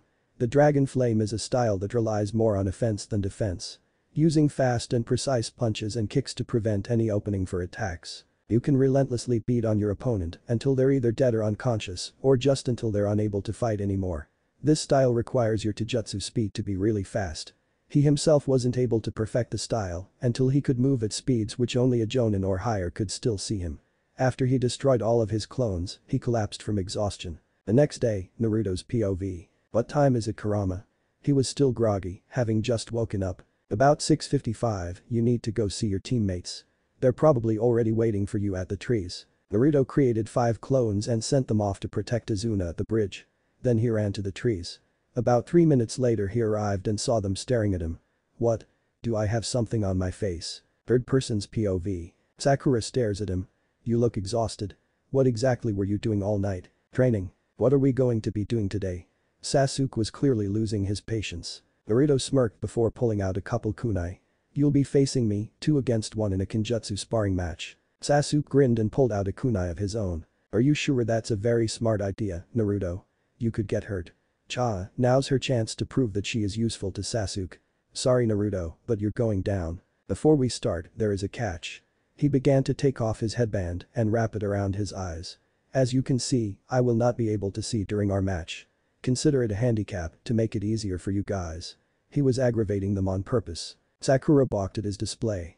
Are you stupid, Naruto? Now you'll definitely get hurt. I wouldn't be so sure about that if I were you. In one swift move, Sasuke threw one kunai towards Naruto while at the same time rushing at him from behind with the other one. He smirked, thinking he had Naruto beat. Then something unbelievable happened. Naruto caught the first kunai in his left hand and whirled around just in time to intercept the kunai that Sasuke was aiming toward his neck with the other kunai in the Uchiha's right hand. Naruto smirked. Nice try, Sasuke. But how? I have quite a few tricks up my sleeve. I've barely scratched the surface of my skills with you. Even with Kakashi, I was still holding back. He handed Sasuke back his kunai. Sasuke took the knife. How strong are you? Naruto anger was evident in Sasuke's body language. You'll just have to wait and see. Naruto smirked one last time before looking in Sakura's direction, which probably creeped her out because she doesn't know that Naruto can sense her presence. Why didn't you try to come at me, Sakura? Remember what I told Kakashi on day 1. Your enemy won't wait for a start, so don't expect one. Unless of course it's a test. Then you need to wait for a start. Sakura was flabbergasted. How did he do that? Also, how did he know where she was? He shouldn't even be able to see her. Cha. What the heck was that? He stopped Sasuke without even looking. How did that even happen? He barely even had time to know where the raven-haired boy was coming from. Yet, he blocked his attack perfectly without even breaking a sweat. Sasuke figures the blonde could be just as strong as Kakashi without the Sharingan. Are you guys ready to go again? And for future reference, you should both come at me together. Remember, teamwork is a great way to take down a foe who might possibly be stronger than you. Give me a break. Like you're actually strong enough that all that will beat you is teamwork. You're not the sensei, Naruto. You won't be that difficult. A look of smugness graced Sakura's features. Well, if you're so sure about that. Then why don't you both come and fight me at the same time? I won't even use my clones to win. It'll just be me. Care to put your money where your mouth is? Naruto smirks, infuriating her more. Sakura was so angry, she whipped out 2 kunai and threw them both at Naruto, aiming for his head. To which he ducked, avoiding them easily. This made Sakura even angrier, causing her to charge at Naruto with 2 more kunai aimed toward his legs. All he had to do was lift his foot and step on the arm with the first kunai. Followed by a simple kick with the opposite foot, knocking the second kunai out of her hand and back a few feet. Naruto vanished, grabbed kunai before it hit the ground, and reappeared before she could even do anything more. All the while, still having the headband wrapped around his eyes. I thought I told you to both come at me. If you're not gonna take this seriously and just waste my time, why should I even bother training you? With nothing else needing to be said, Naruto began to walk away, knowing that would get them to take this seriously. He was not disappointed as he sensed 4 kunai coming at him from 2 different directions. He smirked before blocking the 2 on his left and sidestepping the 2 on his right. Damn it. They got to get him to run out of usable kunai before they would even have a chance at defeating him. Sakura. Follow my lead. We need to somehow get him to lose both kunai. That way he won't be able to block or repel our attacks anymore. Yeah. Then we'll crush him. Right, Sasuke? Is that so? I hope you can back that up, Sakura. Sasuke crushed Naruto with his first kunai. Knowing this would cause him to block the attack, leaving an opening for Sakura to knock it out of his hand. He smirked when Naruto began to block the attack. Just like he planned. Now Sakura. Sakura threw her kunai at Naruto, effectively knocking the kunai he was holding out of his hand. Sasuke smirked until he saw Naruto grin right before summoning a third kunai to intercept Sasuke's. Sasuke jumped back before rushing at Naruto again. Right as he was about to jab at his torso, Naruto vanished and reappeared behind Sasuke, holding a kunai to his throat. "You lose," he announces calmly. "What? That's ridiculous. You had to have chi." Naruto vanished once again before appearing behind Sakura with a kunai held to her throat as well. "You fail as well. You shouldn't have let your guard down, Sakura," Naruto says in a scolding manner. "Well, now that we're done with that, it's clear we need to work on your speed and strength." Naruto vanishes and reappears a second later with 2 sets of arm and leg weights. "Here, put these on. 25 pounds each arm and leg for you, Sakura, and 50 pounds each arm and leg for you, Sasuke." "What are these supposed to do? Other than make you look atrocious to the human population. These atrocious fashion wear, as you so eloquently put it, will help you become stronger and faster. Once you can move normally with this much weight on you, add 10 more pounds. Then once you can handle it, add another 10 pounds, and so on. There's no way I'm wearing these. They're ugly. I'm sorry. I wasn't aware your appearance was more important to you than impressing Sasuke." Naruto retorts, knowing exactly how to get her to concede. "How much weight are you wearing, Naruto?" "About 70 pounds on my arms and 100 on my legs." "Well, if you can handle that, I should surely be able to handle more. If you're so sure about that, then try this much." He then handed Sasuke 120 pounds leg weights and 80 pounds arm weights. "See how well you can move in those," he said with a knowing grin. Sasuke put on the weight and felt somewhat okay on his feet. A cocky smile takes over Sasuke's face. "Told you, loser. Come on, Naruto, you didn't honestly believe you were stronger than Sasuke, did you?" she said with an incredulous tone. Why don't you try moving now?" The second Sasuke took a step forward, he fell flat on his face. To which Naruto just laughed. Sakura ran to Sasuke making sure he was alright. Then she turned and glared at Naruto. "What's wrong with you, Naruto? How can you laugh after something like that happened to one of your teammates? I told him he wouldn't be able to handle it. It's not my fault he's so stubborn and has to prove he's the best all the time." Naruto defended against Sakura's temper, which didn't faze him whatsoever. Naruto took off the extra weight and Sasuke was finally able to stand back up. He was also able to move with only a little resistance from the weight. "By the way, Sasuke, thanks for reminding me that I need to upgrade my weights." He then proceeded to add 20 pounds to his legs, making the weight on his legs 120 pounds and 30 pounds on his arms, making the weight on his arms add up to 100 pounds each. Naruto, however, was still able to move fairly well, barely being restricted at all. So he added 20 more pounds to each of his limbs. Now there was 140 pounds on each leg and 120 pounds on each arm. Now it was more difficult to move freely. This, of course, just caused Sasuke to growl in anger. "What do we do next? You guys are going to do more tree climbing to get your body situated with the extra weight. This will also make you stronger and better with your chakra control, seeing as the heavier the object, the more chakra is needed to maintain contact with the tree. Alright, what will you be doing?" Maybe if he tells him. He can ditch this training and do what he does, and then he'll become stronger than him. Sasuke's musings were cut short. The Uchiha did not get the answer he was hoping for. "None of your business, Sasuke." Naruto increased his ki, showing there was no room for discussion. Sakura started visibly shaking under the intensity of Naruto's glare. So did Sasuke, but he hid it better. Naruto had noticed anyway, which made him smile, before he vanished in a flash of orange. Kakashi's POV. Kakashi wanted to see how Naruto was doing with the team training, so he summoned his ninja dog Pakin to sniff him out and followed the trail. When they got there, he was surprised, to say the least, when he saw Naruto taking on both Sasuke and Sakura simultaneously. All while wearing a blindfold. From the look on his face, he wasn't really trying at all. At best, he was probably just trying to gauge their skills as of this moment in their training. He then gave them some weight so they could condition their bodies. Sasuke, being who he was, of course tried to show off. This in turn led to him just embarrassing himself by falling flat on his face into the ground. But what really put him on edge is the amount of ki that Naruto put into his stare. Even the Jonin tensed up a little bit, watching him glare at his teammates with a look that promised pain if there was any opposition to his commands. He wonders if Naruto even knows how strong he himself is. Or how strong he can become. After that, Kakashi walked back to the house so he could lay down some more. Naruto sure is an interesting teacher. With Naruto, third person's POV. Naruto was training another one of his taijutsu styles, Hukuan, Monkey Fist, with about 200 clones. This style relies on strength and agility. You have to constantly be moving while taking any openings you can. Once you find one, increase the chakra to your hands or feet depending on what you're attacking with and hit the target as hard as you can. When you're on defense, it's a similar concept. Increase chakra to your arms and legs. That way when you get hit, you're about as immovable as a gorilla. This technique is called monkey fist because you attack and defend with a strength rivaling a gorilla. It is mainly used when facing an enemy who is bigger and stronger than you, thus removing any disadvantages caused by size and strength. After 4 hours of each clone practicing the style against another clone, Naruto purposely dispelled all of them at once.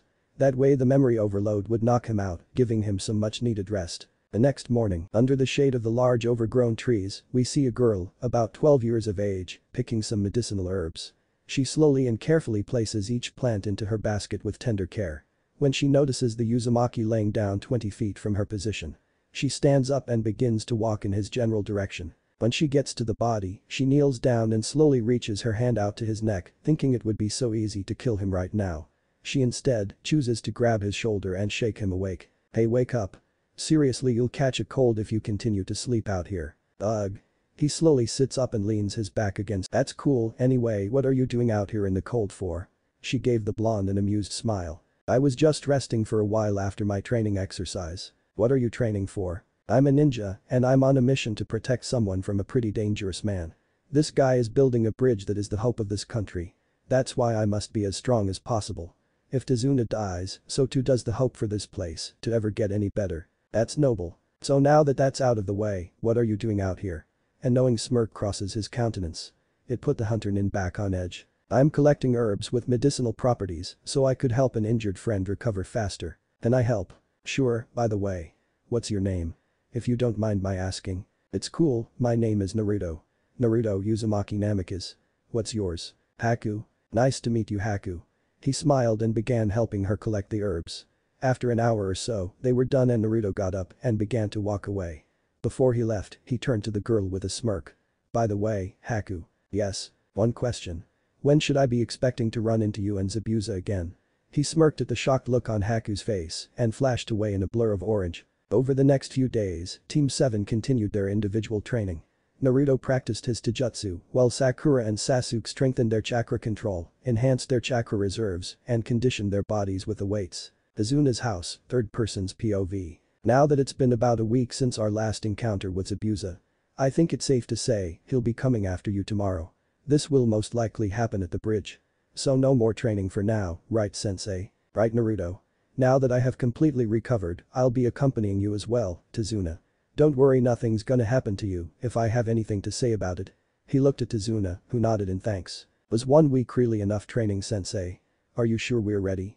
Sakura asked, doubt evident in her tone. "You three are stronger than you realize, Sakura. Besides, if worst comes to worst, you still have Naruto and I fighting alongside you. You'll be just fine." Jonin flashed his signature eye smile. Sakura was defiant. "You mean Sasuke?" "What? I think what you meant to say was, if worse comes to worse, at least I'll have you and Sasuke fighting alongside me." "You accidentally said Naruto." "No, Sakura. I meant Naruto. As of right now, he is stronger than Sasuke and would be far more useful in the fight." "What? How can you say that? Sasuke is way stronger than Naruto. Naruto's pathetic and never does anything right. Sasuke is the one who always saves the day. If it wasn't for him, we never would have beat Zabuza last time." "Whatever you say, Sakura." Naruto rolled his eyes, clearly annoyed with his pink-haired teammate. "You know it's true, Naruto. You're useless.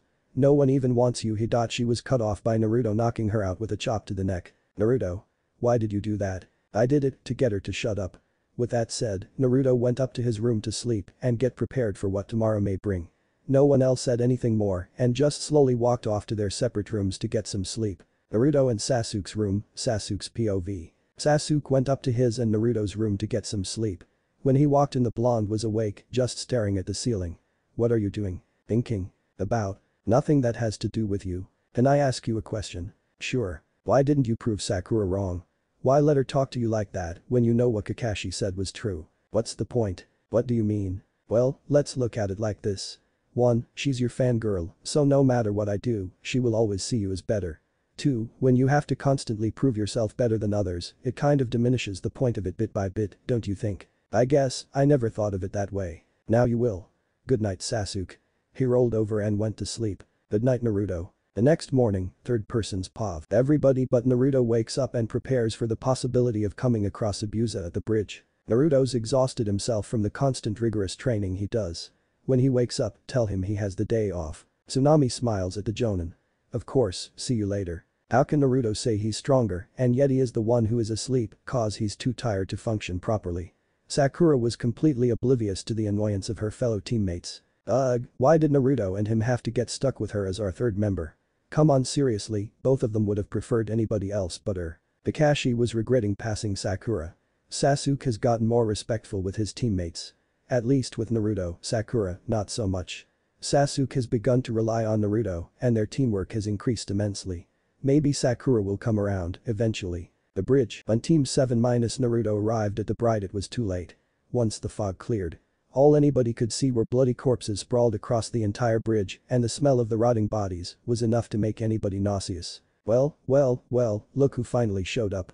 The monkey and his little teammates. To be continued. What if Naruto hates Team 7 Chunin exams? Thanks for watching my video till the end. If you enjoy this content, then do consider subscribing to my channel and leave a like if you guys need the next part, comment down, and thanks for watching the video and see you guys in the next video.